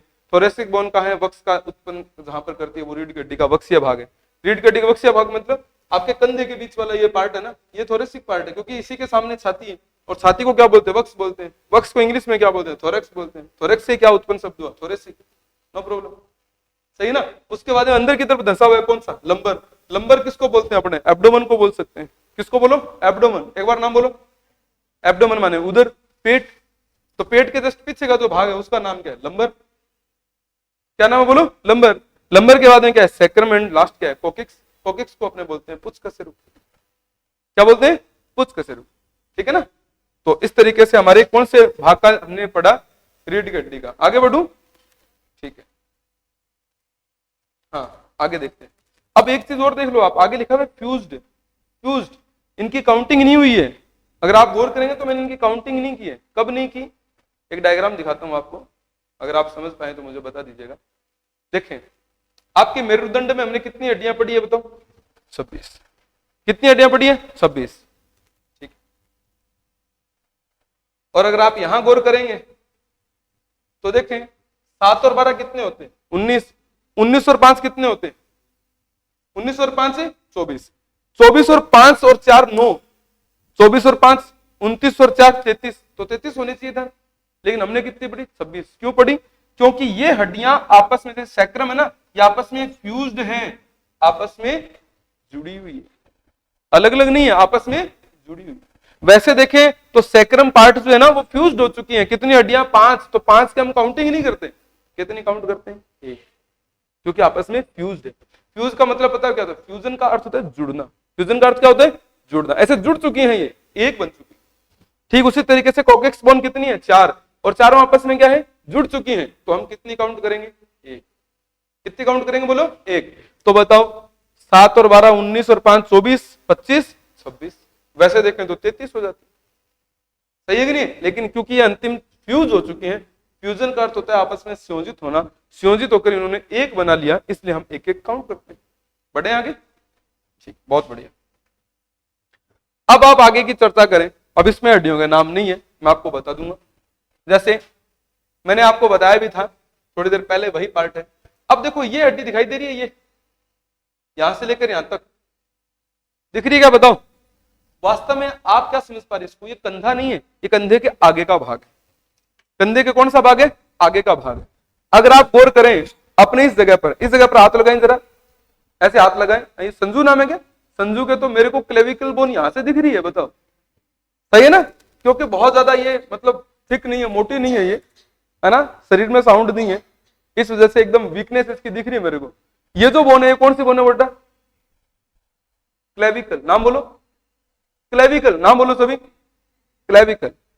और किस जगह पर देखो, ये मेरी, ये अगर मैं इस कॉलर की बात करूं तो कॉलर कहां आ रही है? इसी क्लेविकल बोन के ऊपर आ रही है, जैसे ना। तो हम इसको क्या बोलते हैं? कॉलर बोन बोलते हैं। बोलो एक बार, कॉलर बोन। और सभी अपनी इस क्लेविकल बोन को टच करके देखें जरा, टच करके देखें, आपको पता चल रहा है। और इसी को क्या बोलते हैं? हांसुली। क्या बोलते हैं? हांसुली। छोटे बच्चे के हांसुली गिर जाती है ना, तो अपने यहाँ अंगुली को, दाई माँ होती है ना जो अपने गांव में जो थोड़ी जानकार होती है इन चीजों की, वो ऐसे अंगुली डालती है इसमें और यूं करके यूं बाहर करती है, और हेलो सही हो गया। सही कि नहीं? आप कभी ऐसे ना कर दें, ऐसे करके हेलो सही हो गया, बाहर निकाल देंगे बेचारे के क्लेविकल। सही है ना? क्योंकि वो बहुत ज्यादा सॉफ्ट एहसास को मतलब पसंद करता है बच्चा जो। तो इसका नाम है आपके क्लेविकल बोन। मेरे साथ एक बार नाम बोल दें सभी। क्लेविकल बोन, है ना। क्लेविकल को अपने हिंदी में बोलते हैं हांसुली। क्या बोलते हैं? हांसुली। और क्लेविकल को ही अपने बोलते हैं कॉलर बोन। क्लेविकल को ही अपने क्या बोलते हैं? Collar bone. Collar bone. ठीक है, समझ में आया? ठीक है। अब क्लेविकल उधर भी है तो क्लेविकल इधर भी तो है कि नहीं? बताओ क्लेविकल कितनी होगी? 2 होगी। आपको वैसे ये 2 ही देखना है, हालांकि पीछे भी आपको कुछ हड्डियां दिख रही होंगी, ये हड्डियां दिख रही होंगी, है ना। उसके पीछे वो एक बड़ा चपटा सा पार्ट दिख रहा होगा, है कि नहीं? जो आपके, अब मैं कपड़े तो उतार नहीं सकता, लेकिन आप महसूस कर सकते हैं, ये जो मेरा कंधा है, इस कंधे के इधर वाला, ये बीच में तो रीढ़ की हड्डी आ जाती है, इधर वाला पार्ट, है कि नहीं? बताओ ये वाला जो पार्ट है, महसूस कर रहे हैं ना, ये बिल्कुल अलग ऐसे चौकोर पार्ट है, इसको बोलते हैं स्कैपुला। नाम बोलो। स्कैपुला। एक बार बोलो, स्कैपुला। आप भी महसूस करें, ये वाला जो पार्ट है दैट इज स्कैपुला। वो क्लियर है ना? आपने कभी नहाते वक्त आपने देखा होगा किसी व्यक्ति को, तो आप देखें, गौर करें, कि ये जो पार्ट है ना, ये दोनों तरफ क्या होते हैं, स्केपुला पार्ट होते हैं। कौन सा पार्ट होते हैं? स्केपुला। क्लियर है? बार बार नाम इसलिए बोल रहा हूं ताकि आपको थोड़ा स्मरण होने लगे, याद होने लगे, ठीक है। लेकिन हम तो आगे की बात करेंगे ना, स्केपुला बोन की तो अपने बात नहीं करेंगे, वो तो हाथ में आ जाएगा, अलग से पढ़ देंगे उसको अपने। तो आप देखें जरा, इसके जो पीछे रीढ़ की हड्डी थी ना, उसका नाम था थोरेसिक। क्या नाम था? थोरेसिक। और थोरेसिक कितनी थी? 12। अगर आप याद है तो कितनी थी? 12। अब प्रत्येक से क्या निकलेगी? एक रिब निकलेगी। क्या निकलेगी? रिब। अब ये जो है ना, ये सारी की सारी, इनको रिब्स बोलते हैं। एक बार नाम बोले जरा, क्या बोलते हैं? रिब्स। रिब्स का मतलब हम इन्हें पसलियां कह सकते हैं। क्या कह सकते हैं? बोलो, पसलियां। अब मैं इन सभी पसलियों को काउंट करूंगा। कर लूं काउंट? क्या काउंट कर लूं भाई? बोला करें। धन्यवाद बहुत बहुत आप। एक, कितनी? 2, कितनी? 3, 4, 5। अब 5 है ना ऊपर ऊपर की, अगर आप देखेंगे तो ये अलग है। अलग है कि नहीं है? देखो, अलग अलग अलग अलग अलग अलग अलग है ना। अब नीचे वाली देखो, अलग है क्या? आपस में जुड़ी हुई है। तो समझ में आ रहा है? ऐसा कोई पूछेगा नहीं कि कौन सी पसलियां आपस में जुड़ी हुई। मैं बता रहा हूं कि डायग्राम से समझ पाएंगे चीजों। 6, 7, 8, 9 और एक ये वाली कितनी होगी? 10। अब 2 स्वतंत्र हैं, 11। कुछ समझ में आया? कितनी होगी बताओ? 12। 12 में से लास्ट वाली 2 तो एकदम स्वतंत्र है, वो तो जुड़ी ही नहीं है आगे। सही है ना? और 6 से लेकर 10 तक आपस में जुड़ी हुई है, और 1 से लेकर 5 तक बिल्कुल स्वतंत्रता पूर्वक, मतलब हमारे बीच वाले पार्ट से जुड़ी हुई। अच्छा, ये जो बीच वाला पार्ट है, इसी पार्ट को हम क्या कहते हैं? स्टर्नम। एक बार नाम बोलो, कितना है ये स्टर्नम? 1। और स्टर्नम समझ गए ना, ये वाला जहां अपने बटन बंद करते हैं, दैट इज स्टर्नम। इसको भी टच कर सकते हैं आप, ऐसे अंगुली बीच में लगा के देखें, अंगुली बीच में, ये बीचों बीच जो पार्ट है, दैट इज स्टर्नम। नाम बोलो एक बार, स्टर्नम। उरोस्थी, एक बार बोलो, उरोस्थी। और ये जितनी भी पसलियां आकर निकलती हैं, वो इसी उरोस्थी में फिट हो जाती है। इसी में क्या हो जाती है? फिट हो जाती है। देख लो, सारी सारी ये इसमें फिट हो गई, ये इसमें फिट होगी। फिट हुई है कि नहीं हुई बताओ? और जो क्लेविकल बोन है, उसका स्टर्नम से कोई लेना देना नहीं है। स्टर्नम के जस्ट ऊपर आपस में ऐसे ज्वाइंट है। समझ रहे हो ना? हाँ, अलग अलग भाग है सारे। अब इनको अपने बोलेंगे रिब्स। और क्योंकि इन्होंने एक पिंजरे के समान संरचना बना रखी है, तो इससे अपने बोलते हैं रिब्स केज। और रिब्स केज को अपने हिंदी में पूरा नाम बोल दूंगा, अस्थि पंजर। वैसे बात करें तो ये क्या बना रही है? पसलियां बना रही है। एक बार नाम बोलो, ठीक है। अब बताओ, इन पसलियों के आगे कुछ अलग कलरफुल पार्ट दिख रहे हैं आपको? कलर्ड पार्ट है ना, ये अलग है थोड़ा। ये पार्ट पता है क्या है? कार्टिलेज। एक बार नाम बोलो, क्या है ये? अब मुझे आप याद करके बताओ जरा, क्या कार्टिलेज शब्द हमने थोड़ी देर पहले यूज किया था? क्या कार्टिलेज हमने यूज किया था? कार्टिलेज किसको कहते हैं? उपास्थि को। अब ये बताओ, उपास्थि जो होती है वो दृढ़ होती है या फ्लेक्सिबल? क्योंकि उसमें कॉन्ड्रिन प्रोटीन होती है। यही कारण है कि जब सांस लेते हैं फूल जाती है। सही कि नहीं है? सांस छोड़ते हैं सामान्य हो जाती है। तो इनकी जो मूवमेंट है, ये फैलने सिकुड़ने की, इस तरीके से जो मूवमेंट है हड्डियों की, अब हड्डियां कहां मूव करती हैं? नहीं करती। लेकिन ये कौन से पार्ट फ्लेक्सिबल है? कार्टिलेज। इस वजह से इसमें थोड़ी थोड़ी मूवमेंट होती रहती है। समझ रहे हो? और अगर आप कई बार ऐसे देखा होगा आपने, यहाँ पर कुछ चीजें जैसे छोटे बच्चों के अंदर डॉक्टर लोग भी ऐसे चेक करते हैं, आप भी इन चीजों को ऐसे दबा सकते हैं। अगर आप यहाँ से दबाएंगे ना तो दब जाएंगी ये चीजें। क्यों दब जाएंगी? क्योंकि इनका आगे का जो पार्ट है वो किससे बना हुआ है? उपास्थ्यों से बना हुआ है। पीछे का पार्ट किससे बना हुआ है? अस्थियों से। आगे का पार्ट किससे बना है? उपास्थ्यों से। कितने बताओ? 12 इधर, 12 इधर, 12 12 24। और 24 कहां से उत्पन्न हुई? रीढ़ की हड्डी में पीछे, उस वजह से। और पीछे रीढ़ की हड्डी में कौन सा पार्ट है? थोरेसिक। थोरेसिक पार्ट से ही क्या निकली है? पसलियां। और आगे चलकर किस में फिट हो रही है? स्टर्नम में। किस में फिट हो रही है बोलो? स्टर्नम। इसको स्टर्नम कहते हैं। और स्टर्नम को ही हम कहते हैं क्या? उरोस्थी। स्टर्नम को ही अपने क्या कहते हैं बोलो? उरोस्थी कहते हैं। ठीक है ना? ये पूरा का पूरा पार्ट। क्या आपको समझ में आया सबको? अब ये नीचे देख लो, ये सारी की सारी हड्डियां है ना, ये दिख रही है जो, ये घूम घूम कर ऐसे आ रही है, घूम घूम कर यूं आ रही है, समझ रहे हो ना, ऐसे पूरा, और खोखला भाग बना रही है। अब इस स्टर्नम के जस्ट नीचे की तरफ देखेंगे ना तो हमें हार्ट दिखेगा। यहाँ तो इस डायग्राम में मैंने चुना नहीं उसको, वरना इसमें ऐसे बीचों बीच हार्ट है। कहाँ है बोलो, बीचों बीच। हालांकि उस हार्ट का नीचे का जो पार्ट होता है ना वो ऐसे थोड़ा सा इस तरफ होता है, झुकाव झुकाव उसका किस तरफ होता है, लेफ्ट साइड में, इसलिए हम कहते हैं हार्ट लेफ्ट साइड में। वास्तव में हार्ट बीच में, उसका हल्का सा झुकाव है वो किस साइड में होता है, लेफ्ट साइड में होता है। और दोनों तरफ क्या होते हैं, फेफड़े, किसके अंदर, इस अस्थि पंजर के अंदर। ये बीच में से खोखला है ना, तो खोखले भाग में 2 फेफड़े और बीच में हार्ट, सिंपल है। और यहीं से क्या निकलेगी, अगर आप देखेंगे तो श्वास नाल भी है और ग्रास नाल भी है। यहाँ पेट है, उस पेट में भोजन चला जाता है। क्लियर है मेरी बात, आगे बढ़ सकता हूं, ठीक है। नेक्स्ट, ये तो हमने एक्सियल पार्ट पढ़ दिया है। कौन सा पार्ट पढ़ दिया है, एक्सियल, यानी कि हमने अक्षीय कंकाल पढ़ दिया। अब कौन सा पढ़ेंगे, अपेंडिकुलर। नाम बोले, अपेंडिकुलर, बोले एक बार, अपेंडिकुलर। अब अगर आप यहां देखेंगे ना तो आप हर बात को समझ पाएंगे। आपके कंधे में कौन सी है बोलो, स्कैपुला, थोड़ी देर पहले मैंने बात की थी, दैट इज स्कैपुला। अच्छा, उसके ऊपर देखो ये जो है ये कौन सी है, क्लेविकल। क्लेविकल समझ गए, कॉलर बोन, कौन सी बोन है, कॉलर बोन। कॉलर बोन मतलब हांसुली, समझ रहे हो ना। अब आप नीचे की तरफ बात करेंगे तो कौन सी हड्डी है, ह्यूमरस, ये हाथ की हड्डी है।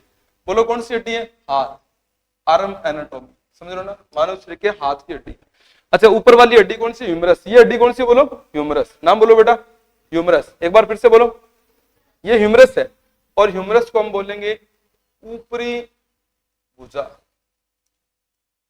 ऊपरी भुजा या ऊपरी बाहु, हम ऐसे शब्द का प्रयोग करें। ह्यूमरस कंप्लीटली, ये जो पूरी ऐसे बॉडी बनाते हैं ना, ये ह्यूमरस अस्थि के ऊपर की मांसपेशी होती है, ठीक है। अच्छा, ह्यूमरस के बाद में आप कोहनी देखेंगे, कोहनी में कोई हड्डी नहीं है, ज्वाइंट है, समझ रहे हो ना। इस कोहनी में अगर आप हाथ को इस तरीके से महसूस करेंगे तो हाथ में एक तो बाहर की तरफ है, एक अंदर की तरफ है। अगर मैं मेरे हाथ को इस तरीके से महसूस करूं तो एक तो किस तरफ है बोलो, बाहर की तरफ, और एक किस तरफ है, अंदर की तरफ। क्लियर है ना। तो बाहर और अंदर की तरफ जो हड्डियां वो कितनी है बोलो, 2। एक कौन सी है, रेडियस, और दूसरी कौन सी है, अल्ना, ठीक है ना। कौन सी, रेडियस और एक अल्ना, रेडियस अल्ना। क्लियर है, ठीक है। तो कौन सी हड्डी थोड़ी लंबी है, अल्ना हड्डी थोड़ी लंबी है, रेडियस थोड़ी सामान्य है। लेकिन ये कौन सी भुजा का निर्माण करती है, अग्र भुजा, अग्र बाहु। कौन सी बाहु बोलो, अग्र। अग्र मतलब आगे की, ऊपरी मतलब ऊपर की, समझ रहे हो, ऊपरी बाहु, अग्र बाहु। क्लियर है मेरी बात, इस तरीके से आप इन चीजों को समझ पाएंगे। अच्छा, उसके बाद में अगर आप नोटिस करेंगे तो हमारे यहां जो है ना, ये कार्पल लिखा हुआ है, वास्तव में कार्पल थोड़ा अलग है, ये कलाई है। एक बार नाम बोले जरा, क्या है, कलाई। फिर से बोले, कलाई। कलाई समझ गए। आप राखी बांधते हैं, किस भाग पर बांधते हैं, कलाई पर राखी बांधते हैं। मैंने ये राखी कहां बांध रखी है, कलाई पर बांध रखी है। ऐसे नहीं बोलते कि भाई की कलाई पर राखी बांधते हैं। बोलो, कलाई शब्द सुना है कि नहीं सुना, ये कलाई पार्ट है इधर वाला। ये ऊपर से यहां तक की बात करेंगे तो ये तो अगर भुजा होगी हमारी, ये कलाई होगी, सिर्फ इतनी, है ना। अब यहां तो कौन है, हथेली। हथेली से ऊपर और ये जो बीच वाला पार्ट है इसी को कलाई बोलते हैं। क्या बोलते हैं इसको अपने, कलाई। कलाई से कार्पल, नाम बोलो, फिर से बोलो, कार्पल। और कार्पल के बाद में जो हमारी हथेली के पीछे का पार्ट होता है ना, ये इसको बोलते हैं मेटाकार्पल्स। और मेटाकार्पल्स के बाद में हमारी पैलेंजिज। क्लियर हो गया। ये तो मेटाकार्पल्स को हथेली बनाएंगी, ठीक है ना, और ये बनाएंगी अंगुलियां, इनको अपने अंगुलास्थियां बोलते हैं, ठीक है। अब अगर एक बार इन सबके नाम बोले भुजा के तो कैसे बोलेंगे, humerus, radius ulna, carpals, metacarpals, phalanges. को समझ में आया, humerus, radius, ulna, carpal, metacarpal, phalanges. Clear है। ये हाथ की हड्डियां। आपसे ज्यादा ये पूछ लेगा ह्यूमरस बोन कहां पाई जाती है, हाथ में। कार्पल कहां होती है, कलाई में, समझ रहे हो ना। रेडियस अल्ना कहां होती है, अग्र भुजा में, समझ रहे हो ना। इस तरीके से हमारे सामने कुछ पॉइंट से आ सकते हैं। क्या आगे बढ़ सकता हूं मैं। और आपके कंधे में कौन सी हड्डी है, स्कैपुला। एक बार नाम बोले। और कॉलर पे कौन सी है, क्लेविकल। कैसे कॉलर, कैसे क्लेविकल, समझ रहे हो ना। इस तरीके से आप वर्डिंग याद रखें तो आपको काफी बेटर इसमें रिस्पॉन्स मिलेगा। अब देखो लास्ट, हमारे पैर के अंदर कौन सी जगह पर बोलो, पैर में। पैर में जो हड्डी है ना उसका नाम क्या, देखो, एक तो फीमर, फीमर तो आपके किस भाग में है? जांघ में। बोलो किस भाग में? जांघ में। अब ये है कौन सा? पटेला। पटेला कहाँ होता है? घुटने में। पटेला कहाँ होता है बताओ? घुटना।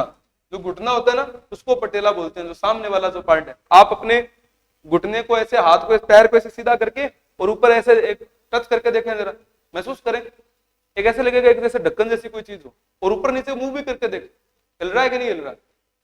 बोले करके देखें जरा। हाँ भी सुमित, हिल रहा है? ऐसे ऐसे पैर करेंगे तब देखेंगे, ऐसे करेंगे तो नहीं हिलेगा। यूं सीधा पैर करें और आप महसूस करें एक ढक्कन सी चीज है और आराम से ऊपर नीचे हो रही है ना? आपको लग रहा है जैसे यार ये टिकी हुई पता नहीं किसके अंदर है, खांचे से में फिट है, देन इट इज पटेला। इसको बोलते हैं घुटना। क्या बोलते हैं बोलो? ये घुटना है, ठीक है ना? अच्छा, घुटना के बाद में कौन आ गया? Tibia fibula. कौन सा पार्ट है बोलो? Tibia fibula. टिबिया तो सामने की हड्डी है, फिबुला साइड की है। क्लियर है ना? टिबिया कौन सी है? सामने की। फिबुला कहाँ है? साइड की। ये जांग होगी, जंघा। ये घुटना हो गया। ये पिंडली वाला पार्ट हो गया। पिंडली में कितनी हड्डियां हैं? 2। अब कौन आ गया? टार्सल्स। टार्सल्स किसको कहते हैं? टखना को। टखना समझ गए? टे से टखना, टे से टार्सल्स, कैसे कलाई, कैसे कार्पल। जैसे हमारे पैर में टखना होता है वैसे हमारे हाथ में कलाई होती है कि नहीं बताओ? क्योंकि कलाई से आगे हाथ जो हमारा पंजा है वो डेवलप होता है, और नीचे टखने से आगे हमारी पगथली डेवलप होती है। क्लियर है ना मेरी बात? तो हम एक को तो क्या बोल देंगे? इधर वाले पार्ट को तो अपने क्या बोल देंगे? कलाई। नीचे वाले पार्ट को क्या बोल देंगे? टखना। टखना से टार्सल बनेगा। फिर पगथली जो होती है उसको क्या बोलते हैं? मेटाटार्सल्स। मेटा का मतलब होता है उपभाग। किसका उपभाग? टार्सल का उपभाग है ना? That is metatarsals. ये हमारी पगथली जो है उसका निर्माण करते हैं। और लास्ट में हमारे पैर की अंगुलियां, पैर की अंगुलियों की अंगुलियां जो होती है उनकी हड्डियां, जिनको अपने अंगुलास्थियां बोलते हैं, अर्थात फेलेंजिस बोलते हैं। क्या कुछ समझ में आया? समझ में आया सबको? कोई ऐसे लग रहा है कहीं कोई टेंशन है? देखो आप लोगों के नाम ही याद करने ज्यादातर, और मोस्टली नाम जितने हमने पढ़े हैं, मैंने तो डायग्राम दिखा के आपको बताया कि आप लोग डायग्राम देखें तो थोड़ा बेटर रहेगा, ठीक है ना? मैं एक बार सभी नाम बोलूंगा, आप मेरे पीछे बोलेंगे, ठीक है ना? फिर हम लास्ट में अगर डायग्राम देखने की नौबत आई तो डायग्राम देखेंगे, नहीं तो नहीं देखेंगे, ठीक है? ओके भाई। और उनसे पहले मैं एक दो हड्डियां आपके सामने और बोल देता हूं जो हमने इसमें मेंशन नहीं की, ठीक है? सुनाता हूं आपको। एक तो है आपके इधर गले में। कहां पर है? गले, ठीक है ना? जिस पार्ट पर ये पूरी खोपड़ी टिकी हुई है, दैट इज हॉइड बोन।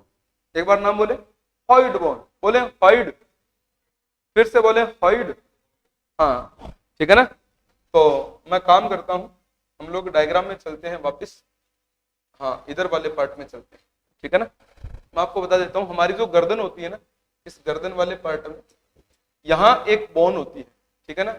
उसको अपने बोलते हैं हॉइड बोन। गले की अस्थि।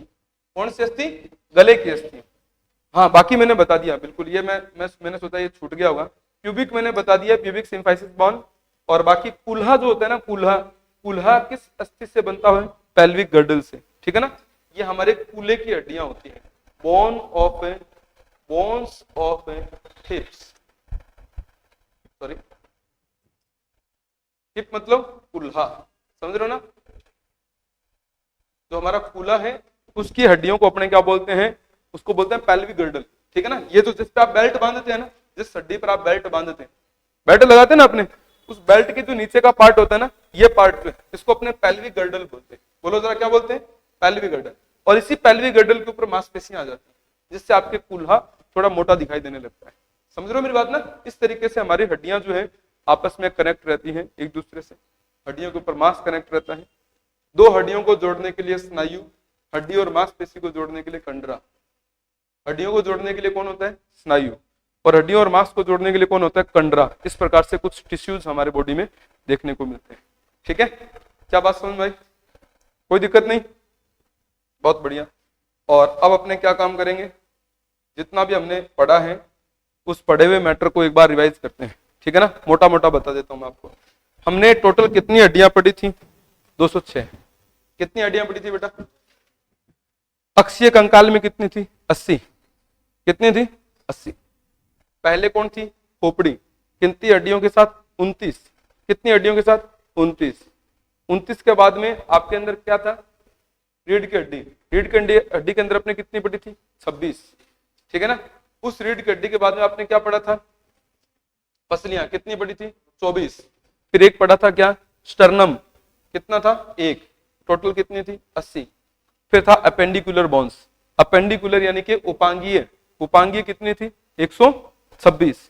126 में एक दो तो हाथ इनकी हड्डियां, 2 पैरों की हड्डियां, और बाकी 6 हड्डियां कौन सी, पेल्विक गर्डल की। समझ रहे हो ना, टोटल कितनी होगी थी, 206। बच्चे में कितनी होती है, 300, और हमारे अंदर कितनी है, 206। ठीक है, मैं सभी हड्डियों के नाम बोल रहा हूं, ठीक है ना, एक एक करके। ऑक्सीपिटल, नाम बोले, चलो मेरे साथ तो बोल देंगे, चलें बोले, occipital, parietal, temporal, frontal, sphenoid और एथमोइड, हमारे मस्तिष्क के अंदर, समझ रहे हो ना, स्फिनोइड और एथमोइड, क्लियर हुआ। ठीक है, गले में कौन सी, हॉइड, गले में कौन सी, हॉइड, क्लियर है। अब कौन सी हड्डी आ जाती है, रीढ़ की हड्डी। रीढ़ की हड्डी में सबसे पहले गर्दन में कौन सा, गर्दन में सर्वाइकल, नाम बोले, थोरेसिक, पहले बोले cervical, thoracic, lumbar, sacrum, coccyx, समझ रहे हो ना, कॉकिक्स माने कुछ कशेरुक, क्लियर होगी। ठीक है, अच्छा उसके बाद थोरेसिक से क्या बन रहा था, रिब्स, बोले कितनी थी, 12 इधर 12 इधर, टोटल कितनी, 24।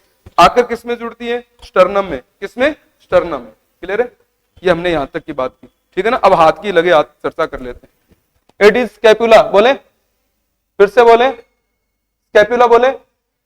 अच्छा ये ऊपर का जो है कॉलर बोन, इसका नाम क्या है, clavicle, scapula, clavicle, humerus, radius, ulna, carpals, metacarpals, phalanges, clear है। इधर कौन था, पेल्विक गर्डल, नाम बोले, ठीक है, femur, patella, tibia, fibula, tarsal, metatarsals, phalanges, clear हुआ। यही तो नाम थे, और क्या नाम, मेलियस इंकस स्टेपिज, क्लियर है, मेलियस इंकस एंड स्टेपिज, समझ रहे हो ना। सारी हड्डियां हमने पढ़ दी, 1 मिनट की हड्डियां, कोई टेंशन नहीं है, समझ रहे हो ना। देखो फिर से, occipital, parietal, temporal, frontal, sphenoid, ethmoid, ठीक है। अच्छा हमने वो चेहरे वाली हड्डियां हमने नहीं बोली थी, है ना। अच्छा Méliès incus stapes, mandible, maxilla, vomer, palatine, और लास्ट वाली यहां पर क्या थी, नेजल, नाम बोले, नेजल, समझ रहे हो ना। जाइगोमेटिक, सुंदरता बढ़ाने वाली जाइगोमेटिक, याद है ना, इस तरीके से हमने पढ़ा था। फिर हमने पढ़ा था हॉइड बोन, फिर हमने पढ़ा था cervical, thoracic, lumbar, sacrum and last is coccyx, समझ रहे हो ना। Scapula, clavicle, humerus, radius, ulna, carpals, metacarpals and phalanges, ठीक है ना। इधर हमने पढ़ा था ribs, it is sternum, pelvic girdle, last में आपने पढ़ा femur, patella, tibia, fibula, tarsals, metatarsals and phalanges, clear है। इनमें से कोई मोटा मोटा नाम पूछ ले तो हम आराम से बता पाएंगे, ठीक है भाई। आगे चले, लास्ट 5 मिनट और आपका टॉपिक पूरा, ठीक है। लास्ट 5 मिनट आपने मुझे देना है। मैं आपको बता रहा हूं कुछ संधियां, एक बार नाम बोले, हम क्या पढ़ रहे हैं, संधियां। संधियां अर्थात ज्वाइंट्स, संधियां यानी कि हम किसकी बात कर रहे हैं, ज्वाइंट्स की बात कर रहे हैं, समझ रहे हो ना। ज्वाइंट्स, ज्वाइंट्स कितने हैं, कई हैं, उनमें से इंपॉर्टेंट बता रहा हूं। सबसे पहली अचल संधि, एक बार नाम बोले, फिर से बोले, अचल संधि हमारे कपाल में पाई जाती है। कपाल की अस्थियां आपस में किस संधि से जुड़ी होती हैं, अचल संधि से जुड़ी होती हैं। फिर नंबर 2 चल संधि, चल संधि माने जिसमें कोई न कोई गति उपस्थित हो, कोई मतलब मोटिलिटी हो, जिससे हमारे ऑर्गन्स गति कर सके, मूवमेंट हो उसके कंकाल में। इसमें मैं एक एक ज्वाइंट आपको बता रहा हूं। First joint I have, it is pivot joint, एक बार नाम बोले, पिविट ज्वाइंट। चले छोड़े इसको, आप बोले खुंटी संधि, अरे खुंटी संधि तो बोल दो, खुंटी संधि, फिर से बोले खुंटी संधि, पिविट ज्वाइंट। अब खुंटी पता है क्या है, खुंटी समझते हो ना, ऐसे दीवार में लगी होती है ना खुंटी, आगे से ऐसे ऊपर की तरफ होती है, उसके ऊपर आप किसी चीज को ऐसे रख देते हो तो वो लटका रहता है, समझ रहे ना। ठीक वैसे ही हमारे इस गले के अंदर एक खूंटी के समान आकृति बनती है और इस खूंटी के समान आकृति पर खोपड़ी टिकी हुई है और खोपड़ी क्या कर रही है, चारों तरफ मूव कर रही है कि नहीं बताओ। जैसे देखो ये मूव कर रही है कि नहीं कर रही, खोपड़ी मूव कर रही है, क्यों? क्योंकि खोपड़ी एक खूंटी के समान आकृति उसके ऊपर ऐसे रखी हुई है, ऐसे ऐसे मूव कर रही है चारों तरफ। इसी वजह से आप ये ऐसे आगे पीछे ऊपर नीचे चारों तरफ मूव ऐसे, समझ रहे हो ना, बिकॉज ऑफ पिवट जॉइंट, ठीक है ना।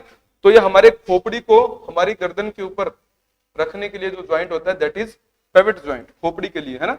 नंबर 3, अब हर एक ज्वाइंट बता रहा हूं, आप समझते चले। Second joint is ball and socket joint, ball and socket joint, ball and socket joint. Ball समझते हो, बॉल, बॉल माने गेंद, गेंद को संस्कृत भाषा में बोला जाता है कंदुक। एक बार नाम बोले, कंदुक, फिर से बोले, संस्कृत भाषा में बॉल को कंदुक कहते हैं, ठीक है ना। कंदुक, खलिका। अब देखें सॉकेट का मतलब क्या है, खलिका। खलिका मतलब ऐसे एक खाली जगह है, समझ लो कैसी जगह है, खाली जगह, खाली खाली सी जगह है एक, समझ लो ना, और उसमें क्या है, ज्वाइंट है। कंदुक खलिका संधि। आपकी ये बोन कौन सी है, ह्यूमरस। ह्यूमरस बोन का जो ऊपर का पार्ट है ना, मेरी तरफ देखो, ह्यूमरस बोन का जो ऊपर का पार्ट है ये ऐसे गोल हो जाता है, बोल के समान। किसके समान है, बोल के समान।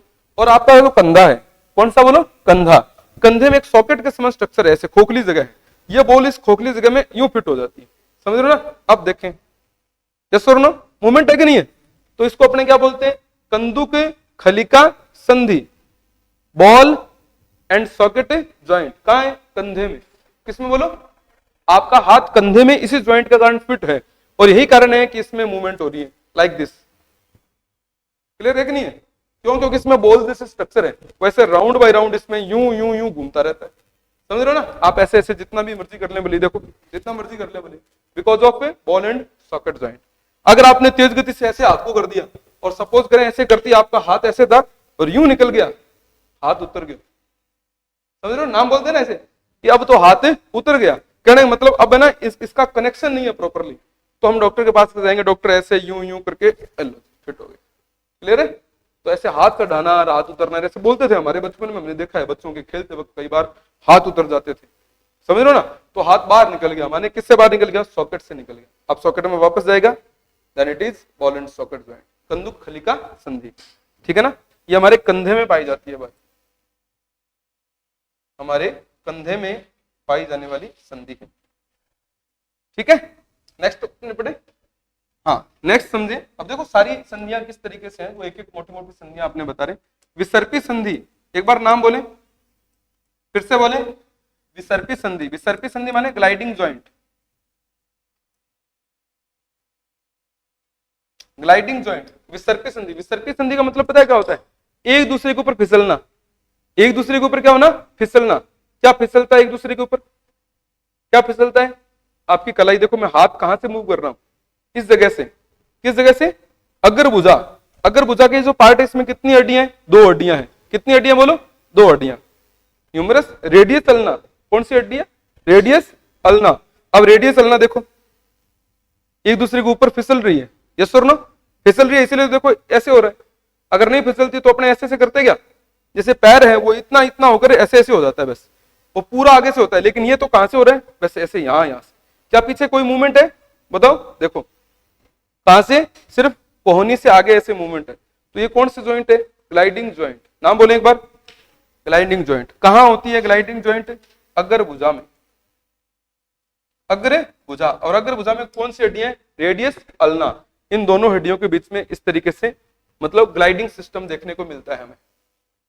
चलो नेक्स्ट, नेक्स्ट है कब्जा संधि। एक बार नाम बोले जरा, नाम बोले, कब्जा संधि को बोलते हैं बेटा हिंज ज्वाइंट, हिंज संधि, हिंज ज्वाइंट, ठीक है ना। हिंज संधि अपने बोलते हैं इसको, हिंज संधि बोल दिया या फिर हिंज ज्वाइंट बोल दिया। कब्जा नाम सुना है आपने, कब्जा नाम सुना है, क्या होता है कब्जा, अतिक्रमण। मैं कब्जा कह रहा हूं, आपके गेट के बीच में लगा होता है। आप घरों में जब गेट लगाते हैं तो गेट के जस्ट सामने ऐसे आपने देखा होगा पीछे की तरफ ऐसे अपने सॉकेट के, सॉरी एक वो पेचकस होता है ना, उससे अपने पेच कसते हैं, ऐसे स्क्रू होते हैं उनको कसते हैं और एक कब्जा लगाते हैं। कब्जे के साथ गेट जुड़ा होता है ना। और यूं यूं कब्जे के सहायता से गेट खुला बंद हुआ, खुला बंद हुआ, इतना ही होता है। क्या इससे ज्यादा कुछ होता है क्या? आप क्या करेंगे, ऐसे गेट मान लो बंद है तो आप खोल दिया बंद कर दिया, बस, इससे ज्यादा तो कुछ नहीं करेंगे ना। इसका मतलब ऐसी कोई मूवमेंट, क्या चारों तरफ घूमता है क्या? ऐसा तो नहीं होता। ऐसी आपके आपके बॉडी में कहां मूवमेंट है, समझ रहे हो? देखो ये यहां तक आया, यहां गेट बंद गेट खुला, गेट बंद गेट खुला, ये क्या है? कब्जे के समान। बोलो किसके समान? तो कोहनी है वो कौन सी संधि है? बोलो कब्जा संधि। एक बार नाम बोलो। ठीक है, अब अंगुलियों पे आओ। अंगुलियां देखो जरा, अंगूठे को नहीं, अंगुलियां देखो, समझ रहे हो? देखो क्या ऐसे ऐसे चली जाती है क्या? ऐसे कोई कर भी देना तो जान निकल जाएगी क्या? ऐसे, समझ रहे हो ना? कौन सी संधि है? बोलो कब्जा। अच्छा, क्या संधि है? कब्जा, है ना? गेट के समान ही तो, देखो गेट गेट है ना। ऐसा तो नहीं भाई यूं आ जाए, यूं आ सकता है क्या? ऐसा संभव नहीं है। क्या मेरी बात समझ में आ रही है? कौन सी संधि है? बोलो कब्जा संधि, क्योंकि गेट के समान एक्टिविटी है, ठीक है ना, कब्जे के समान। तो मैं इसमें लिखूंगा एक तो किसमें? कोहनी में, अग्र भुजा और ऊपरी भुजा दोनों को कनेक्ट करने का ना, कोहनी में। और किसमें? अंगुलियों में। हमारे हाथ पैर सभी अंगुलियों में ये हड्डियां होती है, ठीक है ना। और किसमें? आपके घुटने में, समझ रहे हो ना, घुटने में। इन जगहों पर कौन सी संधि होती है? कब्जा संधि होती है, हिंज संधि। कब्जा लिखा हुआ न मिले तो हिंज संधि लिखा हुआ मिलेगा। क्या संधि लिखा हुआ मिलेगा? हिंज संधि, समझ रहे हो ना।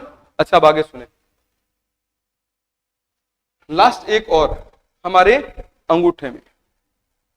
किसमें? बोलो अंगूठे में। अंगूठे में भी एक जॉइंट होता है जिसको सैडिल संधि बोलते हैं। सैडिल संधि, सैडिल संधि। सैडिल संधि जो है ये आपके किस भाग में देखने को मिलती है? अंगूठे में देखने को मिलती है। अंगूठे में देखने मिलती है, इसीलिए अंगूठा जो है ना वो अंगुलियों की तरह सिर्फ इतना इतना ही नहीं होता, उल्टी ऐसे ऐसे और होता है। देखो कैसे ही मूव करवा लो बोली, यूं यूं होता है ना, देखो ऐसे ऐसे हो रहा है, और आगे पीछे यूं आगे भी ले जा सकते हो, यूं यूं यूं, बिकॉज ऑफ सैडिल संधि। जबकि अंगुलियां जो है ना वो सिर्फ ऐसे ऐसे हो सकती है, और ऐसे और किसी कोई तरीके से हो सकती है क्या? और पॉसिबल नहीं है, सिर्फ यूं यूं। जबकि अंगूठा यूं भी और यूं भी है कि नहीं है, राउंड बाय राउंड 360 डिग्री के करीब ऐसे घूमने की कोशिश करता है, बिकॉज ऑफ सैडिल संधि। समझ रहे हो? मैंने आपको संधियां करवा दी हैं, इतनी ही संधियां हमें पढ़ी। इनमें से काम की संधि है कब्जा संधि, ठीक है ना। ज्यादातर जो हमारे काम आती है वो संधियां कौन सी है आपको बता देता हूं। कब्जा संधि और एक अचल संधि, समझ रहे हो ना। ये संधियां, एक कंदुक खलिका संधि, ये संधियां इंपॉर्टेंट है। कंदुक खलिका संधि तो छठी क्लास में मिल जाएगी आप, ठीक है। उम्मीद है आप सबको ये टॉपिक अच्छी तरह से समझ में आ गया होगा। फिर भी अगर आपसे कोई डाउट बने इससे संबंधित तो आप पूछ सकते हैं, ठीक है। हाँ, बाकी मुझे लगता नहीं है कि डाउट है। आज तो आपका पूरा दिन नाम याद करने में ही निकल जाएगा, सही है ना यार। Clavicle, scapula, humerus, radius, ulna, carpal, metacarpal, phalanges, जान ही निकाल दी इसने तो आज, है ना। Occipital, parietal, temporal, frontal, sphenoid, ethmoid, है कि नहीं बताओ, है ना। Mandible, maxilla, vomer, palatine, zygomatic, है ना, नेजल। क्या है ये, क्यों नाम? लेक्राइमल, लेक्राइमल ये पूरी आंख के जस्ट बगल वाली, है ना, इट इज लेक्राइमल बोन्स। क्या है, क्या जरूरी है इनको पढ़ने की? हम क्यों पढ़ रहे हैं इनको आखिर, है कि नहीं? हॉइड क्यों पढ़ रहे हैं? Cervical, thoracic, lumbar, sacrum, coccyx, क्यों क्रमवत हम इनको इतना पढ़ने की कोशिश कर रहे हैं? कुछ ना कुछ तो कारण होंगे ना, ठीक है। तो इस टॉपिक को आप थोड़ा घर पे अच्छी तरह से सलीके से पढ़ लें। और ये टॉपिक मैं आपको ऑफ क्लासेस, जो हमारी वर्किंग डे क्लासेस होती है, उसमें मैं कसम खाता हूं कि मैं ये टॉपिक नहीं करवाऊंगा, क्योंकि आज संडे था और संडे के स्पेशल दिन में हमने इसको सुना है टॉपिक, सही है ना। तो हम इस टॉपिक को वर्किंग डे में नहीं करेंगे किसी भी हाल में। ओके भाई, ऑल द बेस्ट अगेन, कल मिलते हैं दोबारा। बहुत बहुत धन्यवाद।